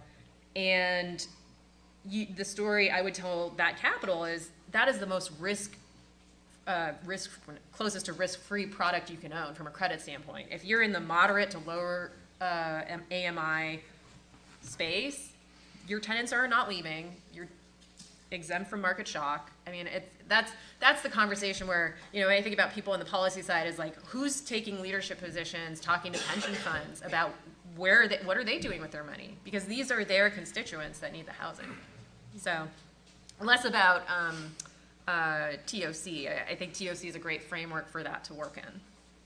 Very good. Robin? Yeah, I think I agree with Jennifer as I think about the way in which TOC is set up. I think it's a good model for land use incentives at the local level, and I actually do wonder if it's something that could be replicated in other urban cities. But as I'm sitting up here and I think about my public policy hat, I do wonder if and I say the city, we're giving away too much and not getting enough affordability. So perhaps that would be the only thing that I would question. Like, could there be more affordable housing production as a result of this program? Yeah. Will, have you been involved in the program enough to be able to? Yeah, I think the program in and of itself is well designed and doing what it was intended to do. I think the way to really unlock it would be to raise the site plan review threshold in the city. So right now, the site plan, for those of you not in LA, any project with more than 50 units or more, and it's 50 or 51, but right there, is site plan review, meaning even if you check all the boxes on zoning, you have a discretionary approval, so you trigger CEQA and certain hearings. Now, just doing TOC or a density bonus to get over 50 doesn't necessarily trigger that, but you're still at a relatively known number of units. If you increase that number to 100, 150, 200, you're just taking CEQA off the table. It's ministerial, there's not a question, and that would massively increase it. I mean, even with some of the CEQA streamlining tools, like the Sustainable Communities Environmental Assessment, which is part of SB 375, a great tool, but it's a big document the city has to review and adds, 6 months to your process. So those sorts of things, and also getting the cost of capital, that's all time that your clock is ticking away on that. So changing that site plan review threshold would be the single biggest thing I think the city could do to. So, Arthi, the site plan review is not just sort of a design review, it falls into the category of being discretionary? Yes, a site plan review trigger is discretionary. Anything that's over 50 units or 50,000 square feet of non-residential square footage automatically, even if there are no other entitlement requests, would trigger a discretionary action.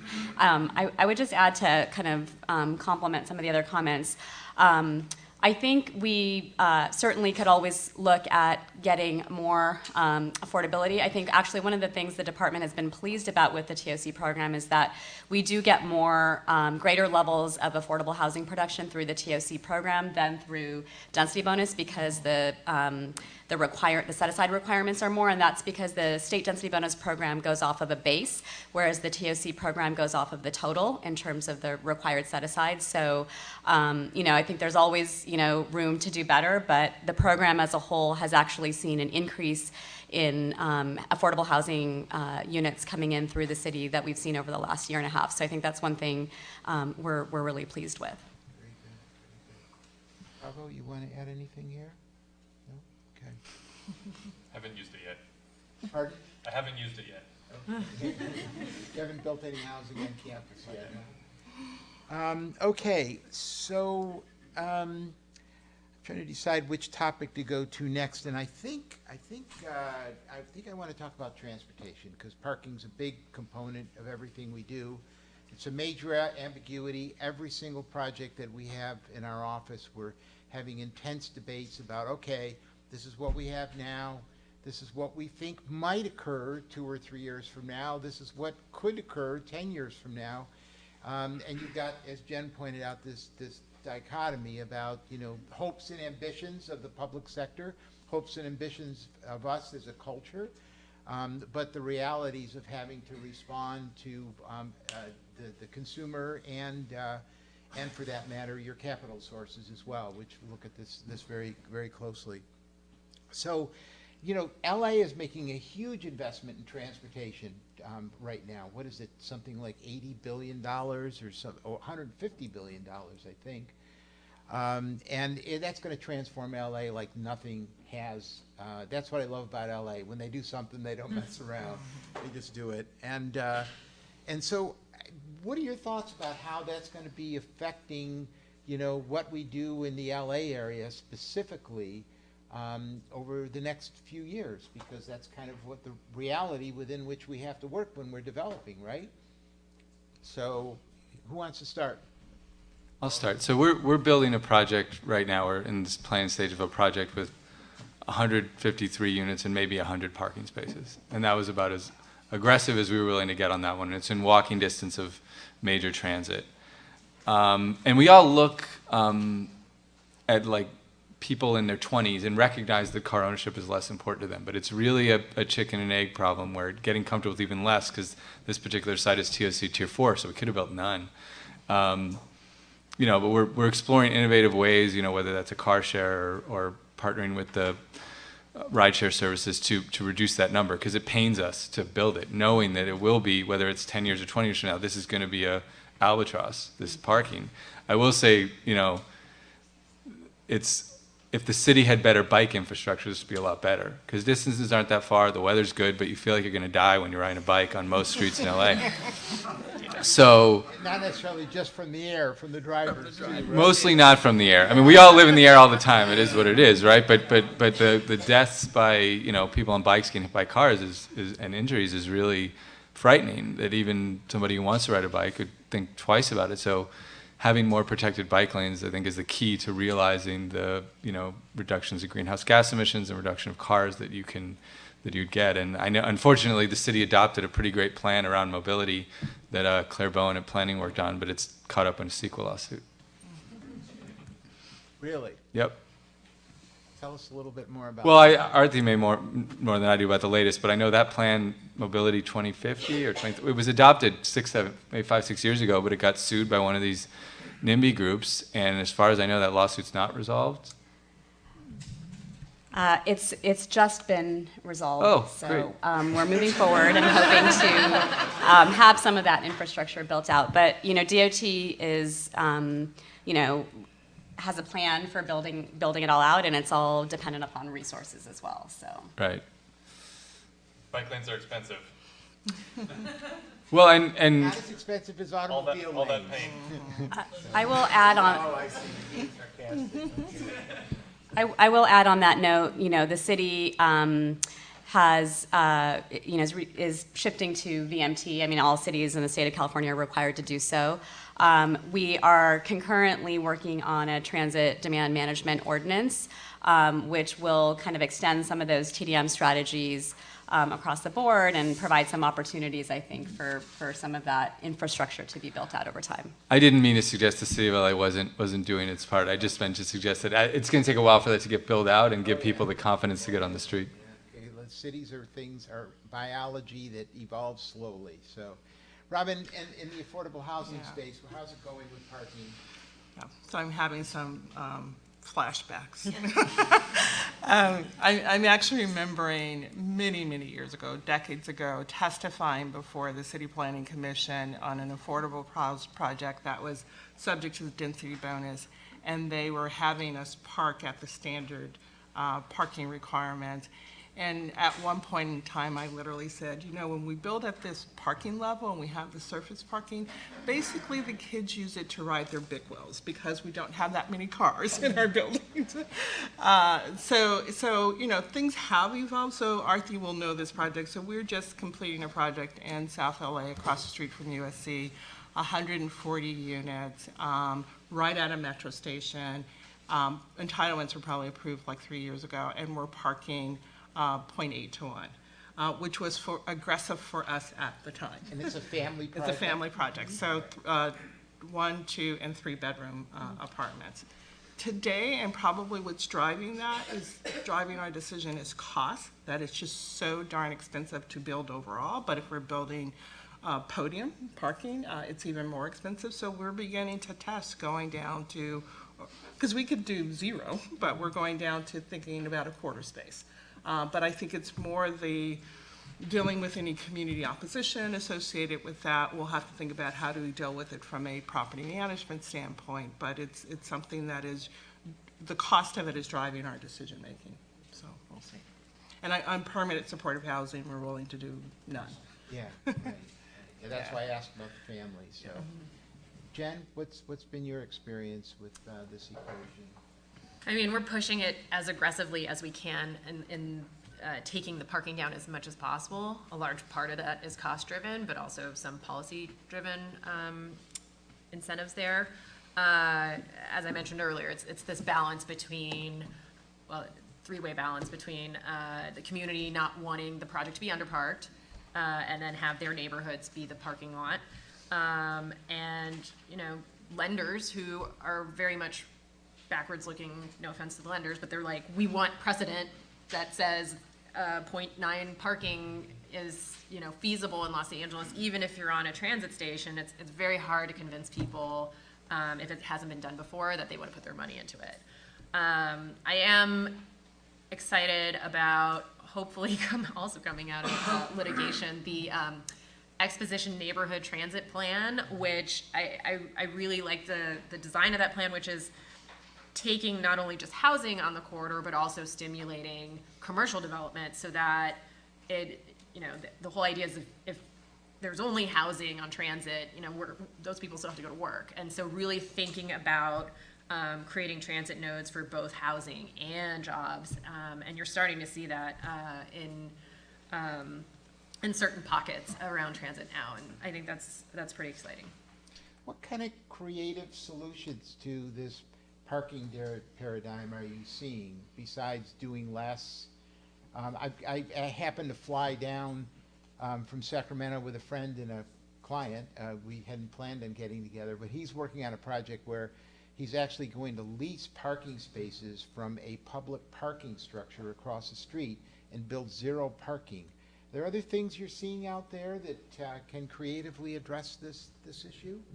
Well, that's something that I've heard people talking about, and it seems like a great idea, especially near transit, where, like in Culver City, you know, they're building 10,000 parking spaces right next to the metro station. So, I mean, I think kind of the lag between the culture changing and then the plan, you know, the developments changing and then the planning changing is really a problem. But, I mean, you know, we already have enough parking to park all the cars forever. So, you know, how can we access the existing parking for future projects is a great, and that's something where community development finance institutions could get involved and sponsor these kinds of projects too, or the city. Arti, are you seeing creative solutions out there? Yeah, just the ones you sort of mentioned, and we do have some specific plans in the city that do utilize some of that shared parking approaches through like a parking credit program.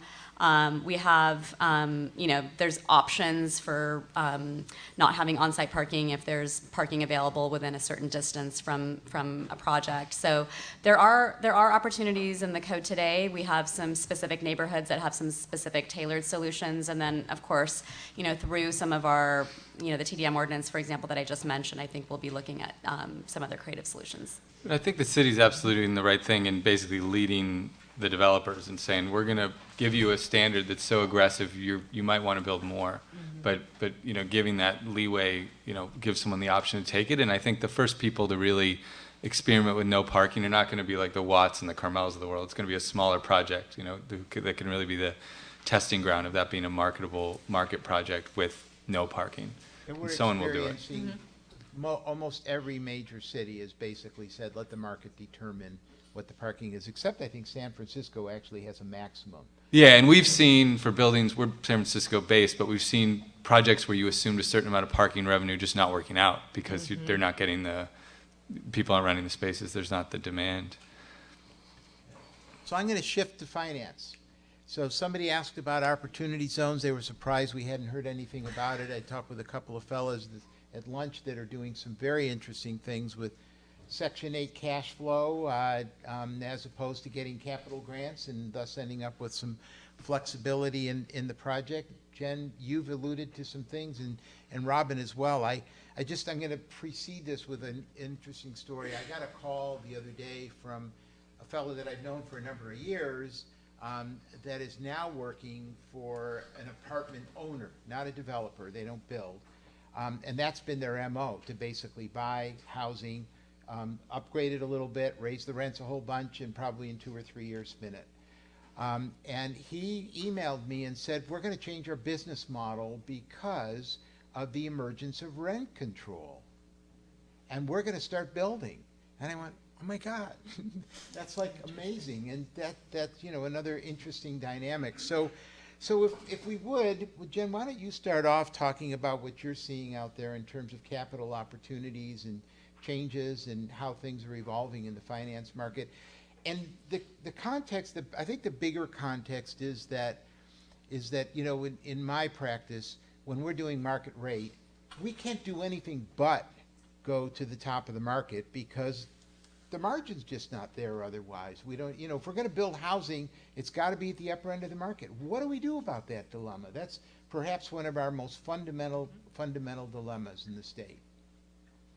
I mean, I guess that just corresponds with what I was saying earlier. I think finding capital that has a longer term on it is a good start to not having to go to the upper end of the range. I mean, I don't know who your investors are, but I think whenever we compete with others, when we're using more quote unquote institutional capital that's coming from a fund, we're always getting outbid by people who have longer duration money, who can amortize the cost of pursuing the deal and maybe some of the additional risk in the entitlement phase over a longer period of time, and then hold the income over longer periods of time and just refinance and just build themselves into great cash flow, as opposed to having to find a site, go through the brain damage of building it, get it leased up, and then flip it for a profit, but then you immediately have to roll that into another project. And, the margins are getting smaller and all of these investments costs are going up. So it would seem to me that to make more sense, particularly again, just speaking to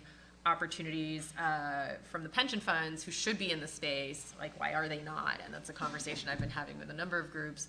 Why are they not taking more of a leadership position and sort of creating vehicles that should be going into more workforce housing and not the top of the market? But as it relates to opportunity funds, I mean, there's now a number of different sources. We're seeing opportunity fund investors come up against us on projects, registered investment advisors, crowdfunding. I mean, there's now a whole bunch of people in the space, probably less so on unentitled projects because usually they want something that's shovel ready. But it's an interesting time in the capital markets and real estate, I think, just because there's all these new pockets of money that are coming in and just sort of creating odd dynamics with where things are pricing and new operators coming into the space that historically weren't there. I don't know if either of you are seeing any of that, but that's been our experience. Well, we're integrated in that we raise our own opportunity funds and invest them ourselves, and our investors are mostly, pension funds, university endowments, things like that. So it's the same groups you're talking about who are investing in our projects.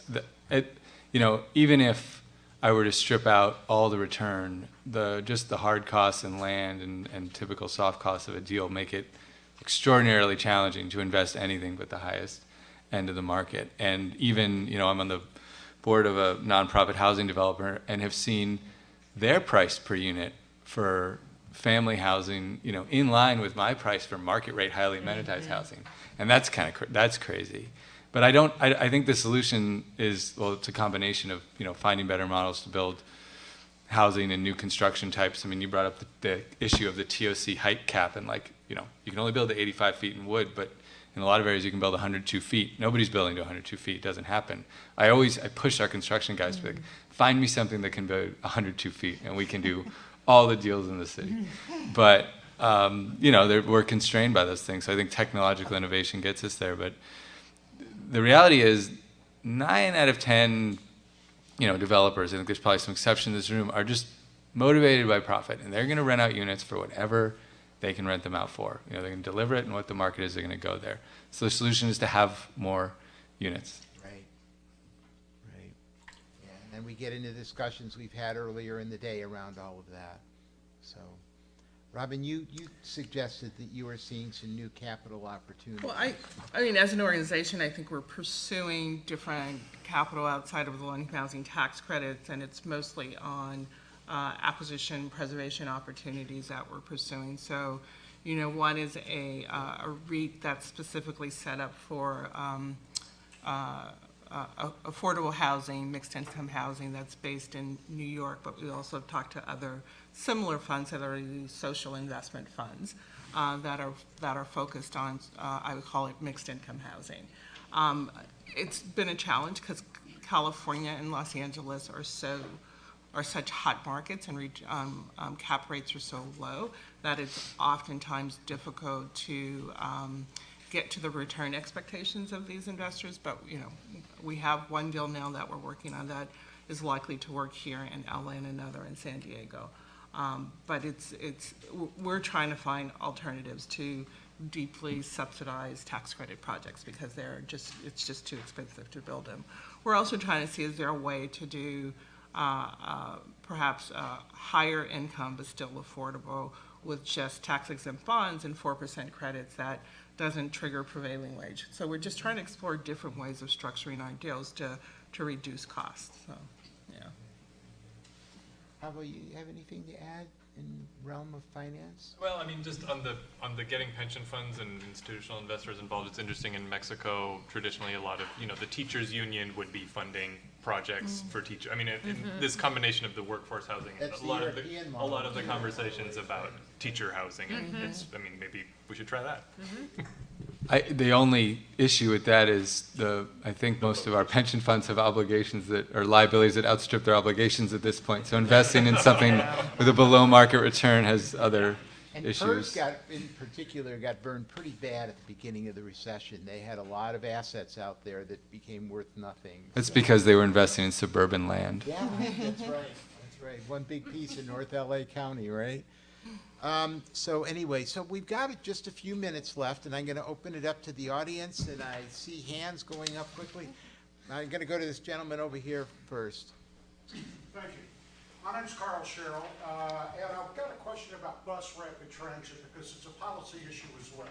We're cramped on cars, we ran into resistance with rail, but we have a successful model with the Orange Line out in the San Fernando Valley. And I'm wondering why we don't talk about that more, because of both the long-term and short-term benefits, and it's proven value over time. I've seen some, I mean, this is not my area of expertise, but seen some things come up, some discussions about bus-only lanes in Eagle Rock, and they did one on Flower Street because of the expo closing. So I think there's been some activity, at least on my Twitter feed, in those areas where some advocates are pushing that more and more. And I think for building the types of projects we're talking about, it's, and doing less parking to be a great development. Well, they extended the Orange Line out, I mean, I don't live there, but they've extended it out to the Warner Center out towards Chatsworth. Yeah. So there's proven value, proven investment there. And I'm wondering why it's not on the top of my discussion a little bit more. Well, maybe because we're a housing topic and not a transportation topic? I don't know. But it is those sorts of things that make, we talk about zero parking and reducing costs. It's making, buses in LA are slow and crowded. Right. If you had better buses that were fast and had their own lanes, you'd have a different calculus for people deciding on their transportation options. And to sort of reinforce your point, I mean, we oftentimes forget that affordability is not just about housing. Yes. The average American automobile costs about $10,000 a year.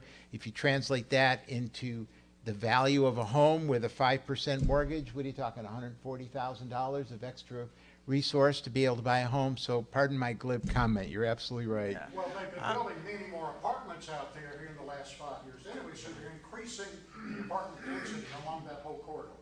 Yeah, great, excellent, okay.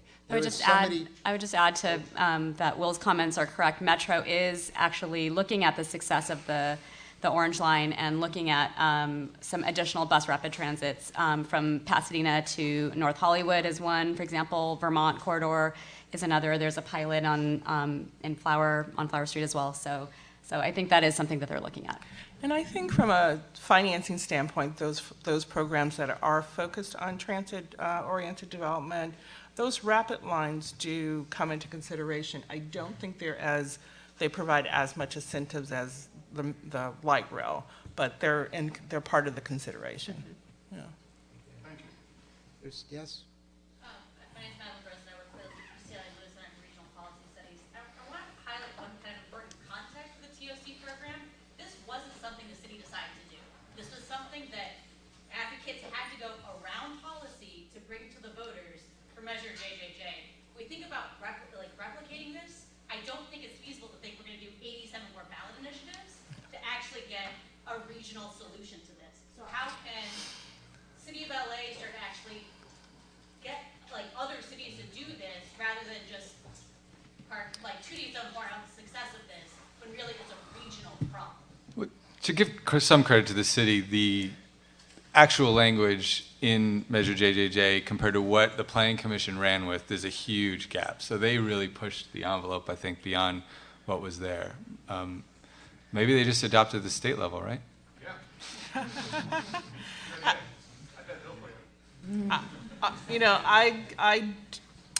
It would be really great if we did more regional planning around housing in Southern California, because that is the place for it. That we're not, that we could take this land use policy and apply it across multiple cities and possibly multiple counties. Unfortunately, it's just not the way we do planning in our region. And so what's come is that policy, land use policy is made at the state level, which again, the pushback is that it can't apply to every single locality. So what's in between? So I agree, I think we should be approaching this from a regional perspective and not just city by city. Brian? Yeah, quick question. So on the pension and cost of the capital issue, why not just give CalSTRS and CalPERS land use and development authority? I dream about it. I mean, look, one way that it could go is I don't know if it would go that extreme, but if there were a fund of those funds earmarked for housing creation, you certainly wouldn't have the returns sort of haircut that's taken out by the middlemen who manage their money. And if you had some sort of vehicle, quasi-governmental, that then doled that out, and then if you have them as the primary sponsors in the deal, I don't know if that would even give you maybe some additional rights as far as getting through CEQA faster, or getting through the city process and public process faster, because now it's more of a public project. Developers then become more of a fee developer working on behalf of a public agency, but developers are becoming more fee developers anyways. I mean, that's the way the business is going. So I personally see it as a great way to open up a phenomenal source of capital that would make moderate rate, at least, more feasible. So you got a bill, Brian. I mean, I want to run it, but. Very good. I just want to jump in on the regional planning thing, because this is the one thing I came to plug was Southern California. It was a plan. I mean, I just wanted to ask the development community to get more involved with how the housing element process in their own city and in other cities. Also, if you're interested in getting involved at the regional level, right, Southern California Association of Governments is currently underway with its regional housing needs assessment process. Public comment opens after August 1st on the plan to allocate housing needs to cities. City of LA is currently 70% of the county zoned capacity. And LA has the capacity to grow by 25% according to its housing element. Culver City, Beverly Hills, these other cities in the basin with a lot of jobs have the capacity to grow by like 3%, right? So, and there's a big potential from the state right now in this moment to force a lot of rezonings of cities across. So all these cities, they have 1,000 units left capacity in their city. They might be able to get a number from the regional process that's 5,000 units, and they'll have to rezone a lot of land in ways like TOC. And so kind of the development community being involved with that and proposing ideas for how that would turn into more affordable housing, more housing generally, I think would be great. So maybe where the opportunity. Let me know if you have more questions about it. I'm happy to talk about this all day if you want. So Brian, I don't know who you are, but I have another bill concept for you. Which is, if you could actually, as part of the housing element, if you could actually do the actual zone change as opposed to show capacity, that would be great. So you could do one big CEQA approval within housing element. Yeah.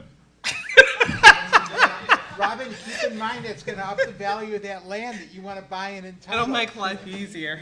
The market will adjust, Okay. All right. Arthur's going to get the last word here. I was just, since we brought up CEQA, I just wanted to sort of respond to the comment. Certainly TOC was a result of Measure JJJ, and it was adopted by the voters of California. And the TOC guidelines, because of that, were not subject to CEQA.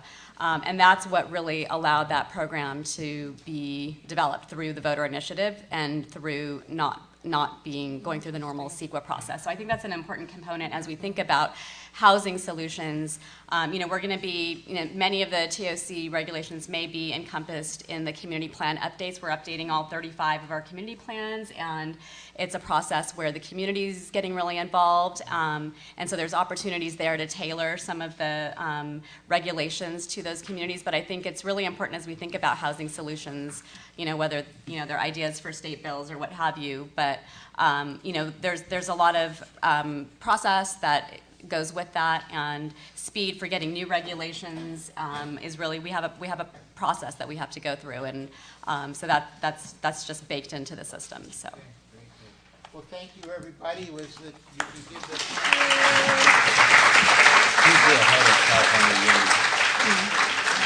Oh, he was up here before. You're on.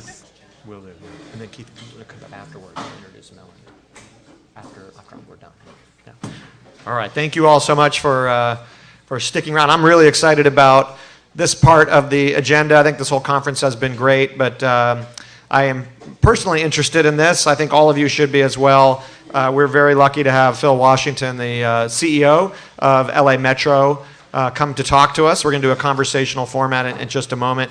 My name is Ethan Elkind. I work at the Center for Law, Energy, and the Environment at UC Berkeley School of Law. I also have an appointment here at UCLA School of Law. And I happen to have written a book that took about 10 years on the history of LA's Metro Rail build-out. So it's a real pleasure to meet Mr. Washington and have a chance to talk to him. But all of us, of course, who live and work and visit in Los Angeles, Southern California more generally, have a stake in what happens in our transit system. Certainly for people who are unable to drive, cannot afford to drive, the transit system is critical. And the rail build-out, of course, from an infill building perspective, is a real opportunity for infill development and to try to meet our equity goals and our environmental goals, and also to build back some of the transit ridership that we've lost in LA and throughout the country. So it's my pleasure to introduce Phil Washington. He's a Chief Executive Officer, as I mentioned, of the Los Angeles County Metropolitan Transportation Authority. So please welcome Phil Washington.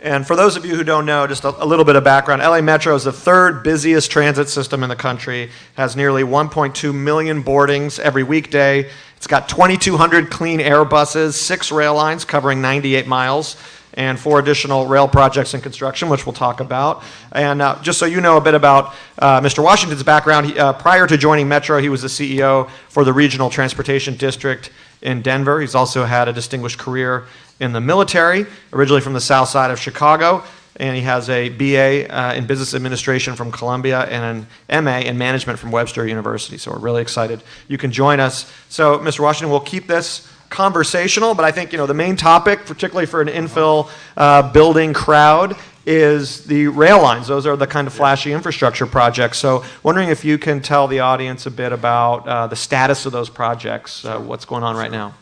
Well, first of all, thank you for having me here. Thank you, Ethan, for leading this conversation. And thank all of you for your interest in mobility, because I see all of this as mobility, and I'm not tied down by any mode, if you will, but mobility is the thing, and that includes congestion, and that includes our roadways.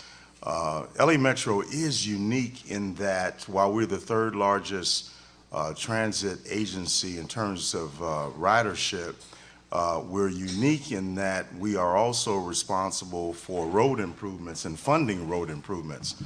Most transit agencies are not responsible for road improvements as well as transit.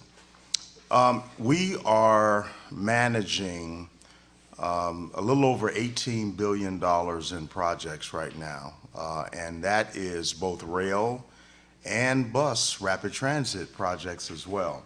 75% of our ridership, of our 1.2, 1.3 million per day, 75% of those are on the bus.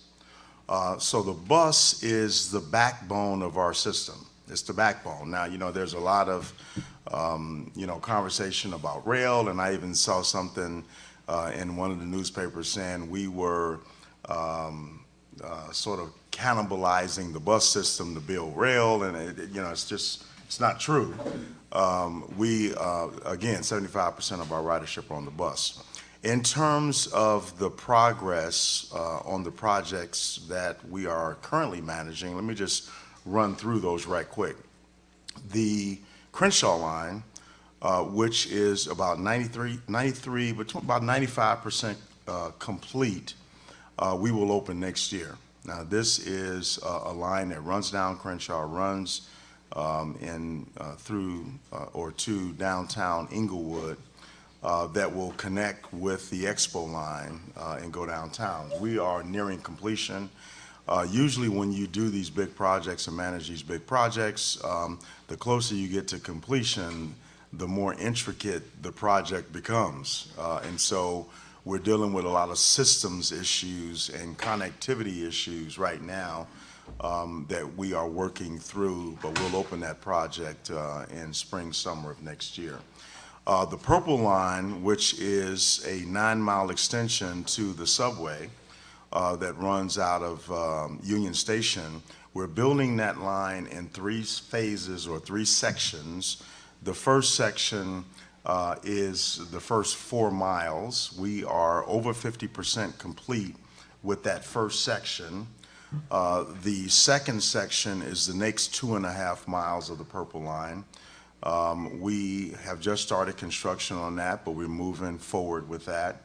And then section 3 of the Purple Line will come out here to UCLA and will end at the VA hospital, the VA center. And that is underway as well. All 3 of those sections will be completed by the Olympics. All 3 of those sections, we have federal dollars in them. We are just finalizing the last full funding grant agreement for section 3 that will come out here. That is about 1.3 billion of that section 3 is being executed right now with the current administration for the $1.3 billion. So again, all 3 sections will be complete. We are also building something called the Regional Connector, which is downtown. Now, that Regional Connector becomes the game changer in my mind for the whole system because it will connect the whole system. And so folks will practically be able to go from Azusa, now on the Gold Line, way east, all the way down to Long Beach. That is, again, a huge game changer. We are over 50% complete with that line, and that will be done, and we'll open that line, I should say, in about 2021 or 2022. So we are moving on those. In addition, and finally, let me just mention a couple of BRT initiatives, bus rapid transit initiatives, and some rehabs projects on existing rail lines. And let me start with the blue line that runs from Long Beach all the way up to 7th and Metro. We are rehabbing the entire line, that entire line. Now that line, that rail line is a light rail line, and it's the oldest line in our system. It's over 25 years old. And so we are investing $350 million in rehabbing that particular line, and we close the southernmost stations first in January. We're replacing track, we're replacing systems, we're replacing overhead catenary wire.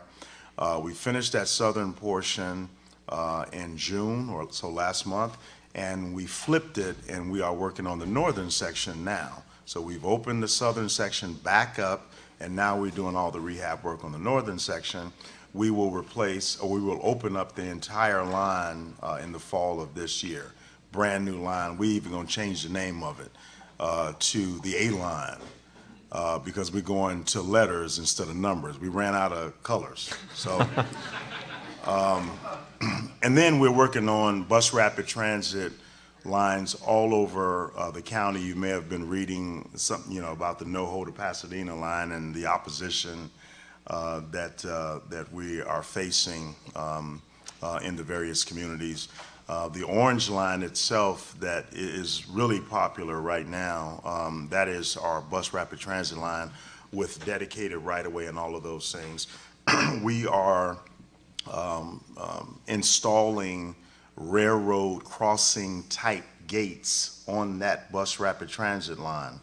And so those buses will blow through those intersections. It's actually, after the installation of those gates, we are going to cut down the run time for the Orange Line by 20–25%. That it's incredible, yeah. So again, that's just a quick snapshot of the projects that's under construction. But in the meantime, we have another almost dozen projects that are in planning that are moving through the planning phase to design and construction.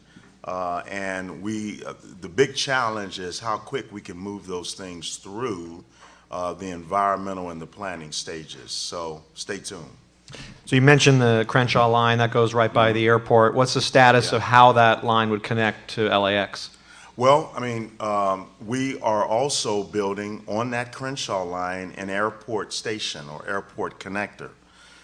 We are partnering with the airport now. What they are building is a people mover that will take passengers from the terminal out to our station.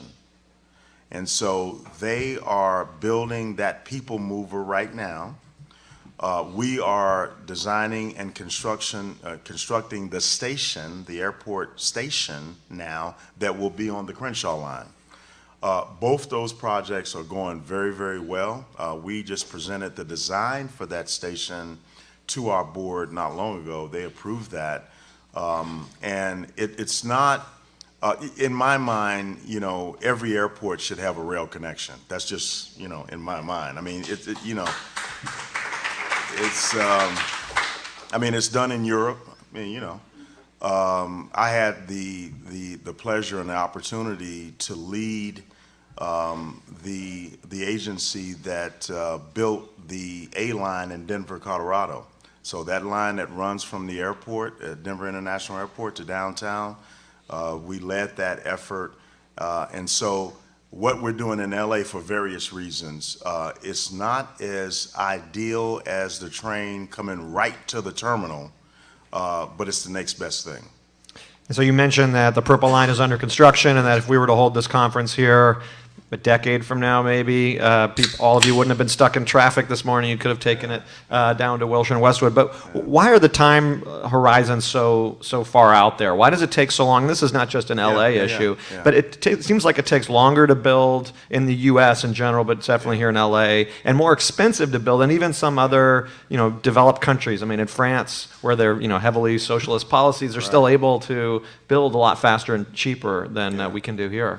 Well, I mean, there's a number of responses to that. I think one is, and we've got a lot of environmental laws. You know what I mean? I mean, listen, I wish I could channel Robert Moses, and I mean, he not in every way, because because he was known for going into communities, primarily communities of color, and telling people they had 30 days to move out. We're going to start building. And he's one of the big reasons why we have all the environmental and NEPA and in California CEQA and all of these kinds of things.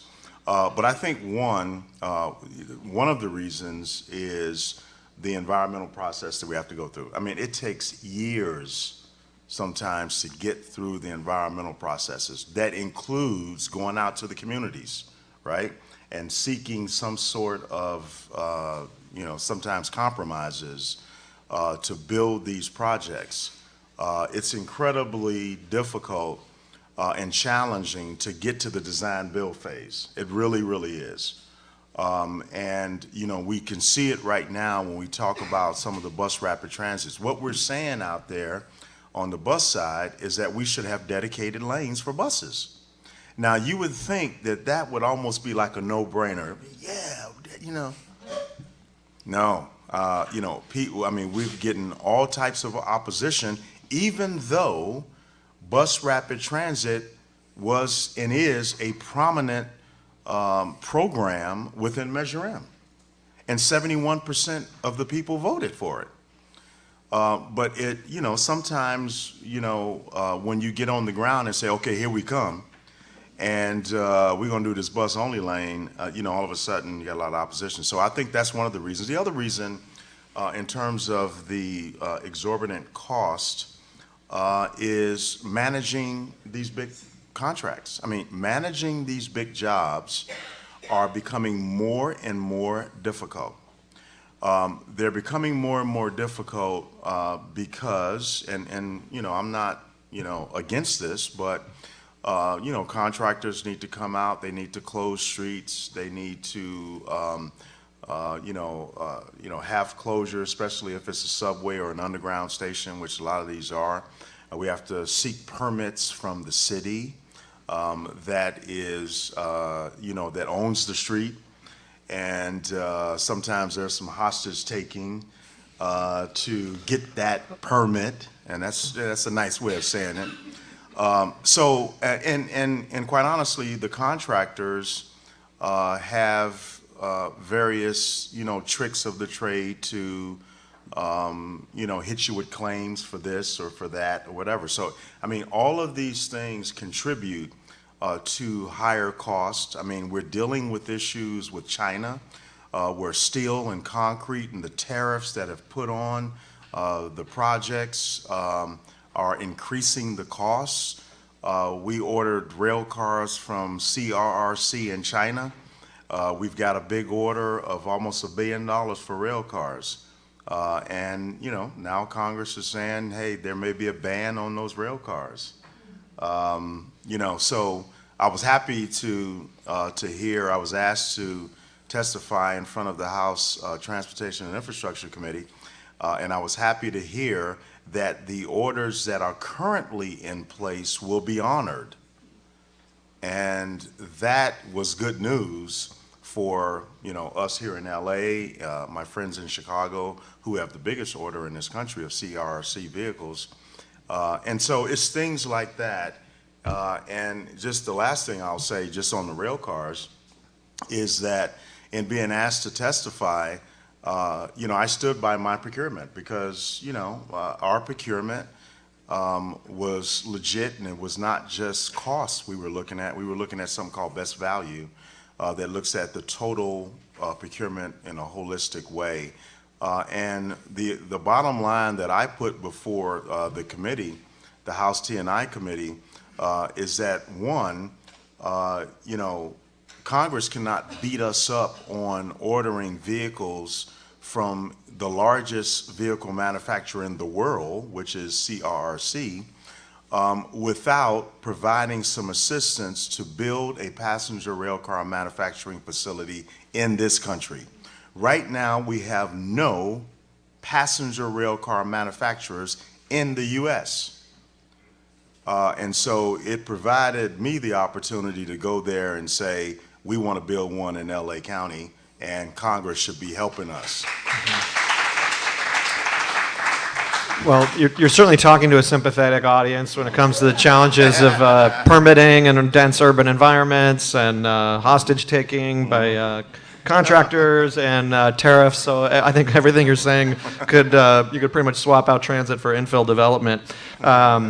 But I wanted to ask you about ridership. It's been declining. It's a nationwide trend, but it's hit particularly hard here in Los Angeles. Why is transit ridership declining, and what are the plans to address it? Yeah, I mean, yes, ridership is declining all over the country. Various reasons. I mean, I look at some of the articles, and you know what? It's easy to do an article and say ridership is hemorrhaging. That was one of the headlines in one of the articles. And I mean, it's easy to print that and write that without talking about the reasons for it. Now, you know, one big reason, of course, a UCLA study, for my friends here, car ownership, and people are buying cars. Now, it's hard to compete with that market. You know, I joke about, you know, the commercial of, and the sexiness of the automobile, and, you know, Matthew McConaughey.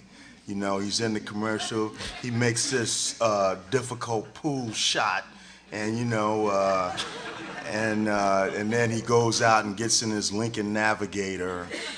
And I thought, you know what? I can do a commercial like that too. And I'm going to, you know, wave my hair or whatever, and I'm going to make the pool shot, and then I'm going to go out and get on a bus. I'm going to say. So we're dealing with car ownership. We're also dealing with the affordability, the housing affordability issue.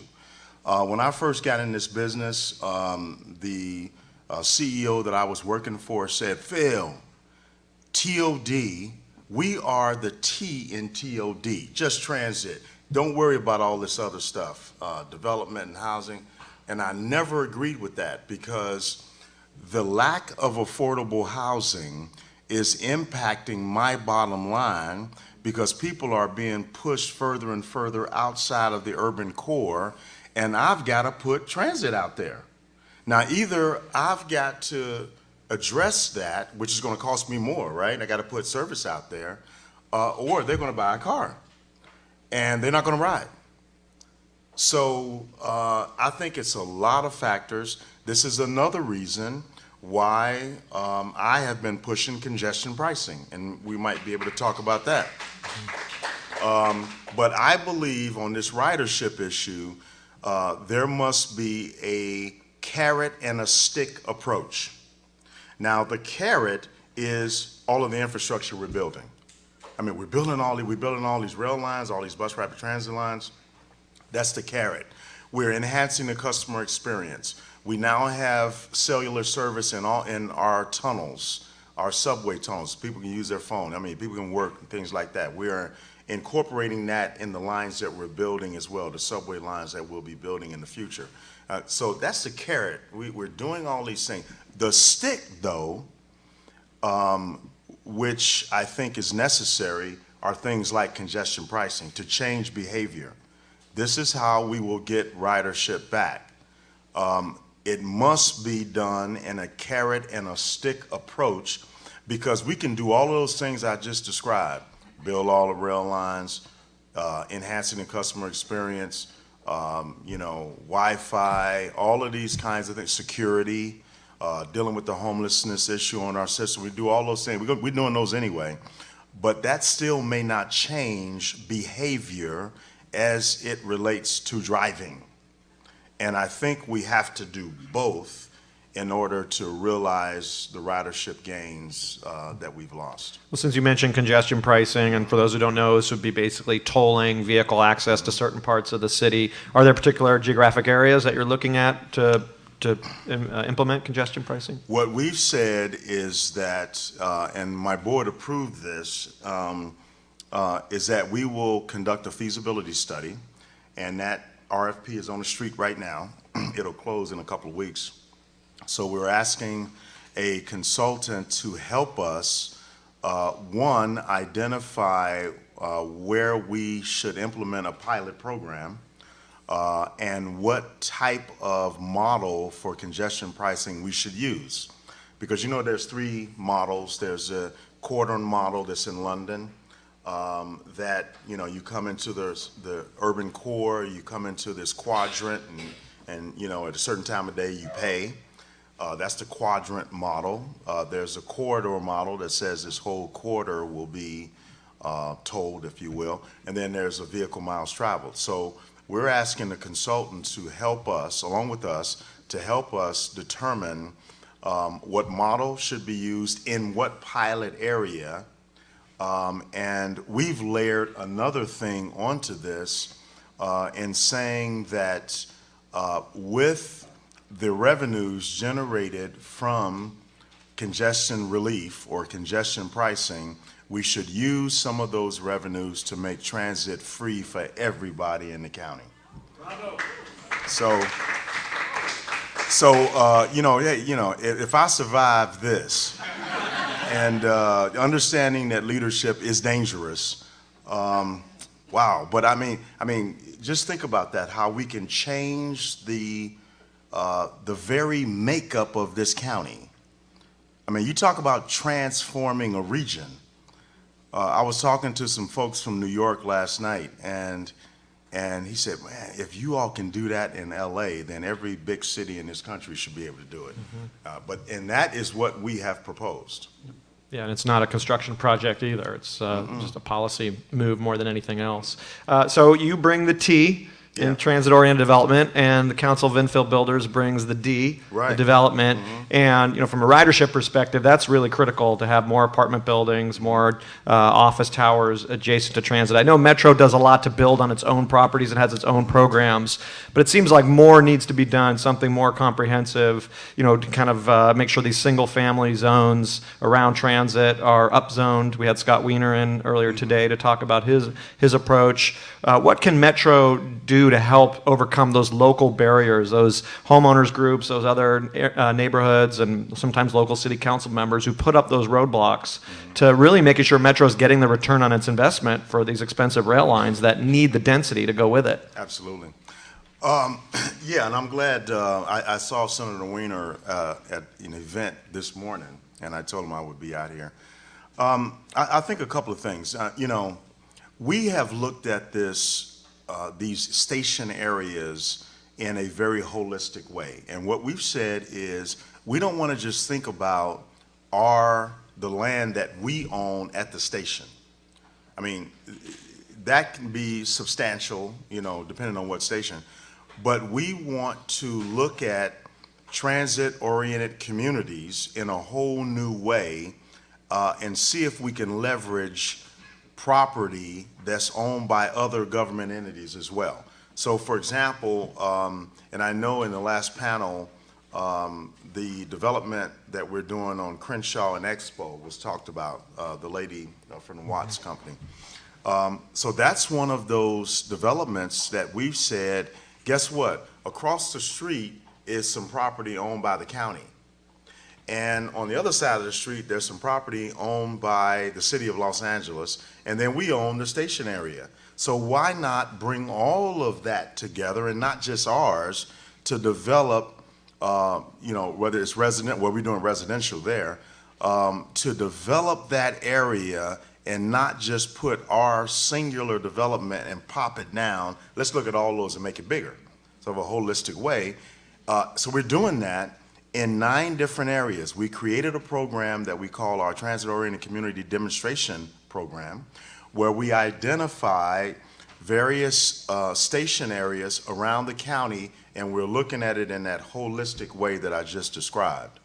Now, at Crenshaw, or Expo and Crenshaw, that joint development is going to have 400 and some units. And now what we've said is that if you're building on our land, and we applied this to the other, the county-owned land and others, program-wide, in terms of our joint development program, there must be at least 35% affordable housing. Now, we've been very successful with this across our entire portfolio. Right now, we're at almost 40% of affordable. Thank you. So, and that sort of accounts, I think it's like almost 2,500 housing units that we are bringing in our overall portfolio. So we're going to do more of this and look at this in a holistic way and not just think about one TOD plop down at our station. That's nothing. We want to look at this whole thing even in a 2-mile radius, and while we do not control everything, we can influence, we can instigate, we can be impactful in going and talking to, in many cases, grocery stores and saying, hey, listen, we're doing this over here. You should think about putting a Ralph's or something like that in this food desert that is in one of the low-income communities. So we can influence and we can instigate, and that is what we're doing. We want to, what I call, step into leadership voids. Because, if we find out folks ain't doing it, south side of Chicago, then we will step into that, or attempt to step into that leadership void to create a situation, call it shaming or whatever, but to create a situation where people will develop a spine and do things that they should be doing in these various communities. So are you jealous of the BART bill that passed, that gave BART land use authority over their land? I am. I mean, we have the most aggressive and the largest infrastructure program in this country, in North America, right here in LA, or LA County. With our Measure M, it's the largest in the country. So shame on us if we do not use this measure to transform communities. All right, well, I'm going to ask one more question before we let the audience chime in with any questions they have, and that's kind of a futuristic technology trends question. Battery electric buses, self-driving technology have seen incredible improvements. And you mentioned $350 million to rehab all the hardwiring for the Blue Line. Yes. Would it make sense at some point to think about, do we really need rail anymore if we can have electric buses that can essentially provide all the same benefits of rail? You could platoon them in rows of 10, self-driving or maybe not, but in dedicated rights of way. Without all the electrical infrastructure, they could charge at different points. Do you see that coming on the horizon? I know Singapore is experimenting with this, with the automated rapid transit, or ART. I see that in the future. I really do. Now, I mean, a couple of things. We are electrifying our entire fleet by 2030. Now, we've got 2,200 buses or whatever. We are starting with that orange line that I talked about, so that's going to be all electric by 2021, 2022. We already got buses coming in, electric buses. So I see that happening. I see electrification, which, by the way, in my mind, the state mandate is what, 2040 for electrifying, the fleet or cars and everything. Our board, being the overachievers that they are, told me to do it by 2030. But that, in my mind, is a blip in terms of climate change and reversing the trend. It's a blip. Now, if we really want to make an impact, we would really consider seriously and implement things like congestion pricing that I mentioned. Because we know that transportation, just around the world, is the biggest reason for climate change. It's transportation. You know, whether it's buses and trucks and all of that, that's the biggest reason for it. And so while we're going to electrify our fleet, it's still going to be cars out there running gas and everything else. And so in addition to electrifying our fleet, we're saying we should implement things like congestion pricing to get people to drive less, and at the same time increase the capacity of buses, increase that capacity. For example, a bus coming every 10 or 15 minutes, maybe a bus comes every 90 seconds. You see, we can do that with the revenue generated from congestion pricing, and at the same time save mankind. All right, well, we're running a bit behind schedule, but I want to give the audience a chance to, it's not your fault, we started this late. I want to give the audience a chance to ask some questions, so in the back. Hi, my name is Ife, and I have questions about security. Thank you for bringing that up. As much as I believe in public transit, being followed twice in the same night is not fun. And anyway, also the other security-related concern is also about major disasters. Now, we generally don't have a kind where lots of people need to leave an area in a short period of time, but there are situations where that could happen even here. And I was just wondering, people talked about earlier about creating buildings that have less and less parking, fewer and fewer parking spaces. So my question is, what is the plan for people to get out of town who don't own cars? So safety at the personal level and at the broader level. Yeah.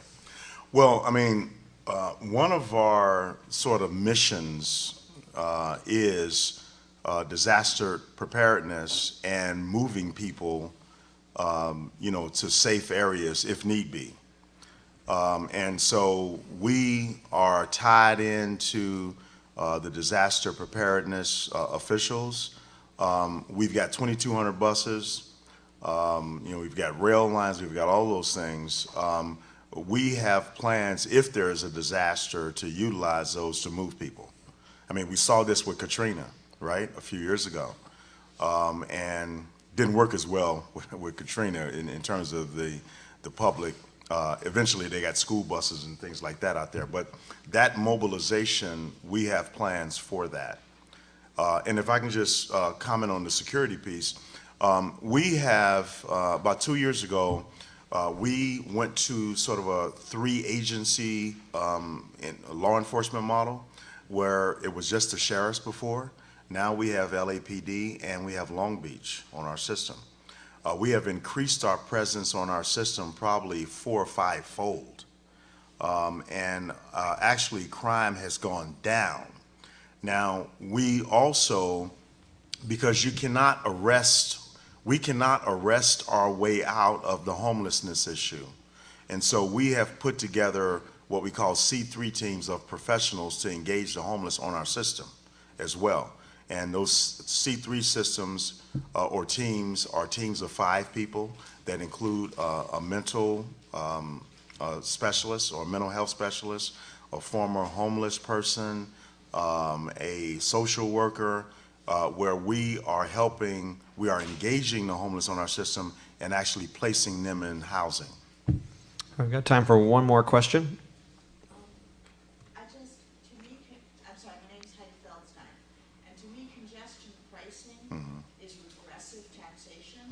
Especially the wealthy professional who can afford to roll in at 11 o'clock, or the remote tech worker doesn't get hit as badly as the 9-to-5 worker. So one of my questions, and one of the things I've seen is, and I may not be popular in this room for asking, tying affordable housing to commercial development, not just to market rate housing.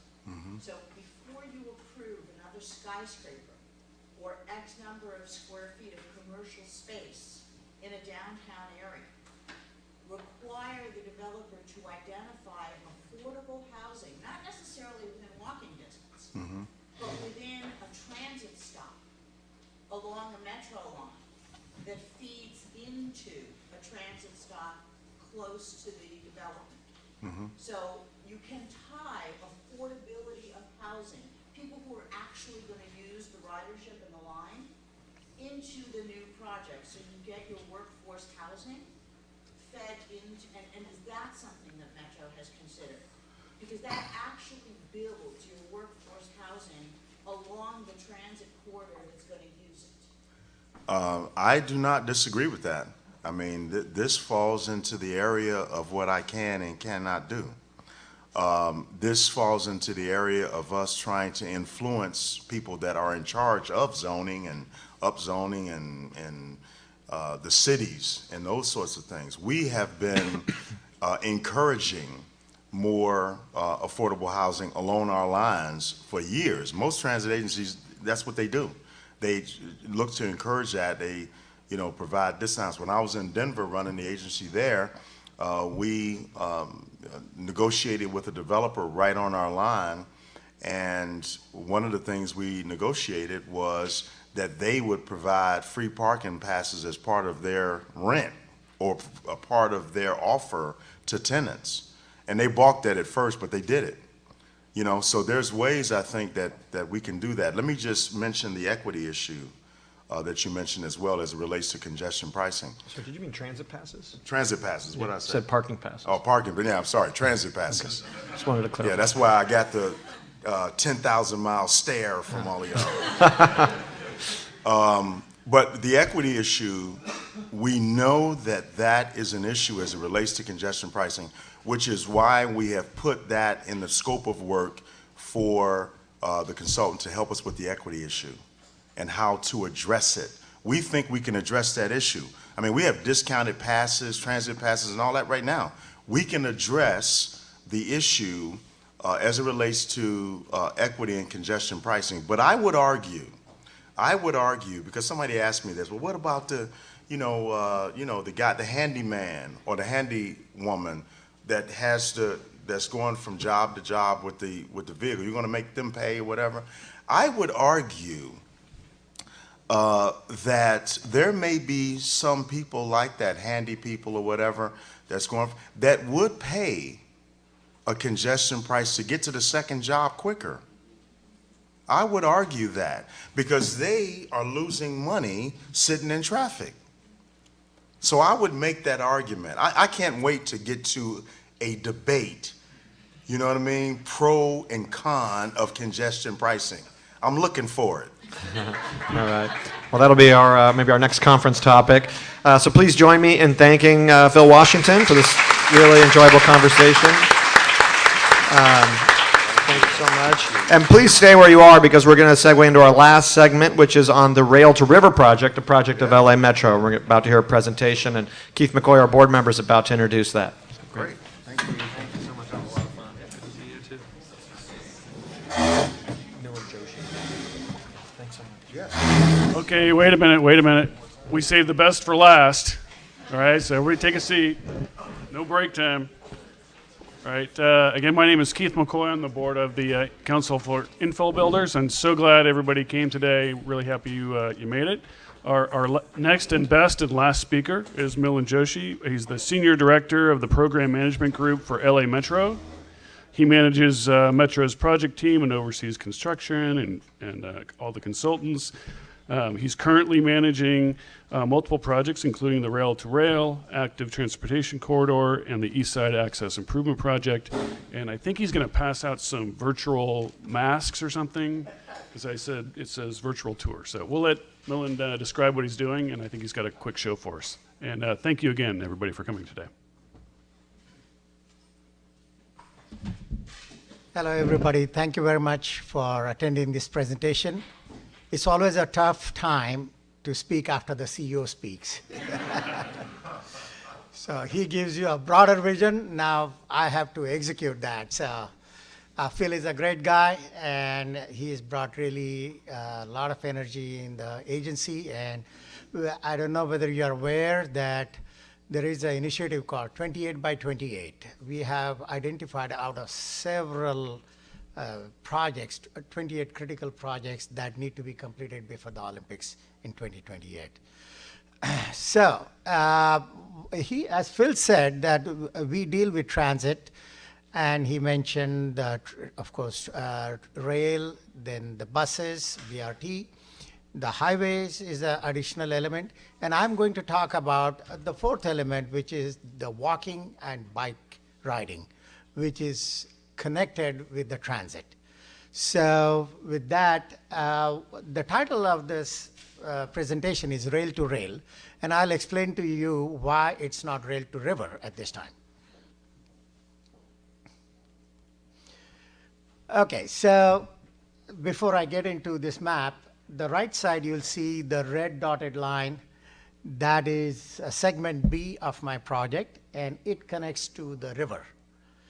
Whereas the funding that we received was only up to that vertical blue line and the Crenshaw line. So it's appropriate to call it rail to rail. It connects the Crenshaw line, which goes north-south from approximately from USC all the way to Englewood past airport. And there's the blue line that he was talking that we are refurbishing right now. It goes from 7th and Metro all the way to Long Beach. So the project that I'm talking about is the green dotted line. That is the rail to rail project. So before we get into that, if you see in the background, there is a yellow line that used to be a BNSF corridor, Harbor Subdivision.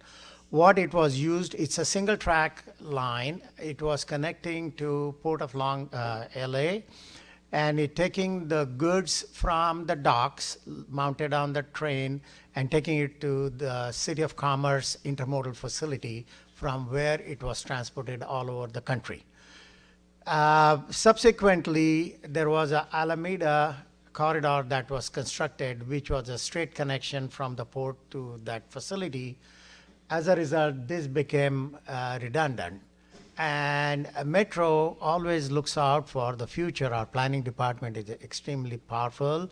They look 30 years, 40 years forward. And we bought that right of way from BNSF back in 1995. And we wanted to know how we can utilize it connected with transit. And we were considering various options. Because the width of this corridor is 30 feet, it's too narrow to have a double track. So we were waiting for the right opportunity to have a useful use of that related to transit.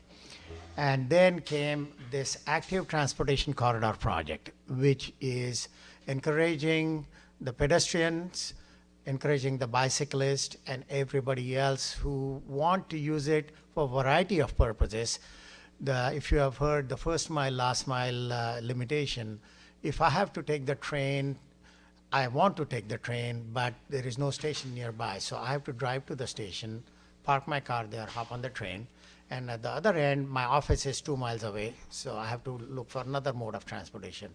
And that is one of the reasons why people are sometimes reluctant. So this is one of the solutions that people can either avoid going to work or any place of interest for a shorter distance without using that. And it's healthy, safe, and environmentally, of course, encouraging. So what we did was we have taken this right of way. There is existing track. Average width is about 30 feet, and the overall length is about 5.5 miles. So our plan is to take those tracks out and build a two-way bike path, which is about 12 feet wide, and a pedestrian walkway, which is about 7 foot wide. Plant the trees along the 5.5 miles to make it easy and comfortable for pedestrian to walk, and the bicyclist will go there. And they can literally start from our Crenshaw Line, Fairview Heights Station on the west end and come to Blue Line. They can leave their bikes there, hop on the train and go south or north, same way on the western end. So, and then 110 freeway, that is the bus Silver Line route, they can also use that. So it connects different modes of transit by either by walking or using bicycles. So this is the project that is very encouraging, and it's located in South LA, which we believe will encourage the movement of the pedestrians and bicyclists, and then from there it will help the economy to grow further. So basically, this is what I said, what the elements of that. This being the old rail track, there must be some oil spilling and other contaminants. So first action that we are going to take is treat that soil to make it safe for the users of that facility. And then as I go further, you will see what all things here. On the left side, you'll see the current condition of the tracks and the right-of-way. On the left side of that is Slauson corridor running east-west. This photograph is taken looking west. We will convert that on the right side, the rendering, which is the two-way bike path, the pedestrian walkway.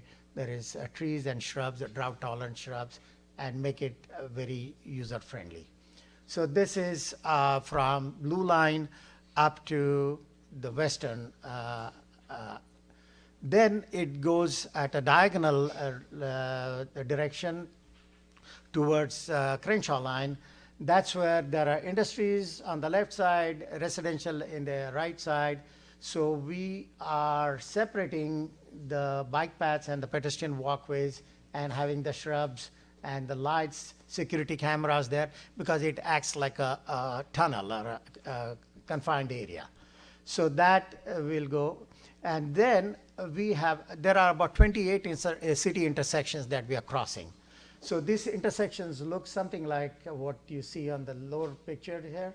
So we will convert them into something which we call it mixing zone, where the bicyclist and the pedestrian will come together, There will be benches, trees. There will be people with strollers or wheelchairs can join and cross the street safely on the other side. The project, currently we are in the design phase. Next month we should be completing the design. Then the soil treatment will start in September of 19. It will be completed within 8 months. Then we'll award the construction contract about the same time next year. The construction will begin, and it's about 30 months construction, primarily because of the intersections where there would be limitation on how much work we can do in the busy thorough street. That's it. So if you have any questions. Yes, sir. Why rail to rail and not rail to trail? Rail to? Trail. Rail to rail is sort of like, it doesn't really make sense. I mean, am I the only one that thinks that? I just thought that. That was my first thought. Okay, well, I mean, we originally it was rail to river, but we are doing only a portion of it, so we call it rail to rail. Now, the other commercial reason for that is when we applied for grant, we used the rail to rail name, so we can't change it now. Yes, sir. Hi, I may have missed if you mentioned it about any development opportunities along the 5.7 mile as Metro identified. This would be a great place to have pedestrian-oriented TOD development. It would be wonderful to have that component. Yes, we have been. I have been approached by several people, like a year and a half, 2 years ago, during the planning stage, and they are saying, you know, for example, there was one couple came and they said, we are buying a dilapidated building at the corner of this, unoccupied. When is your project going to be ready? And I said, okay, what is your interest?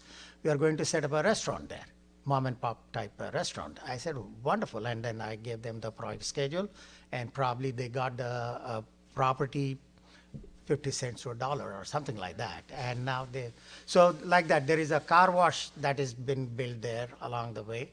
So wherever there is possible, people are approaching us and they're saying, okay, what can we do? On the south side of Slauson is pretty much already built. There are McDonald's and Taco Bell's already there. On the north side though, there are plenty of opportunities. Thank you so much. Thank you very much. Just want to say quickly, I want to thank some people for today.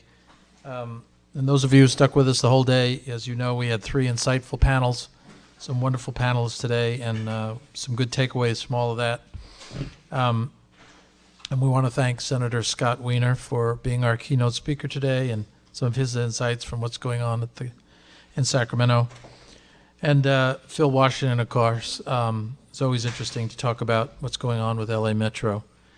I want to thank also Marilee Hansen, Claire Letman, George Karam, and Daniel Melling, all who helped put this event on and make it run smoothly.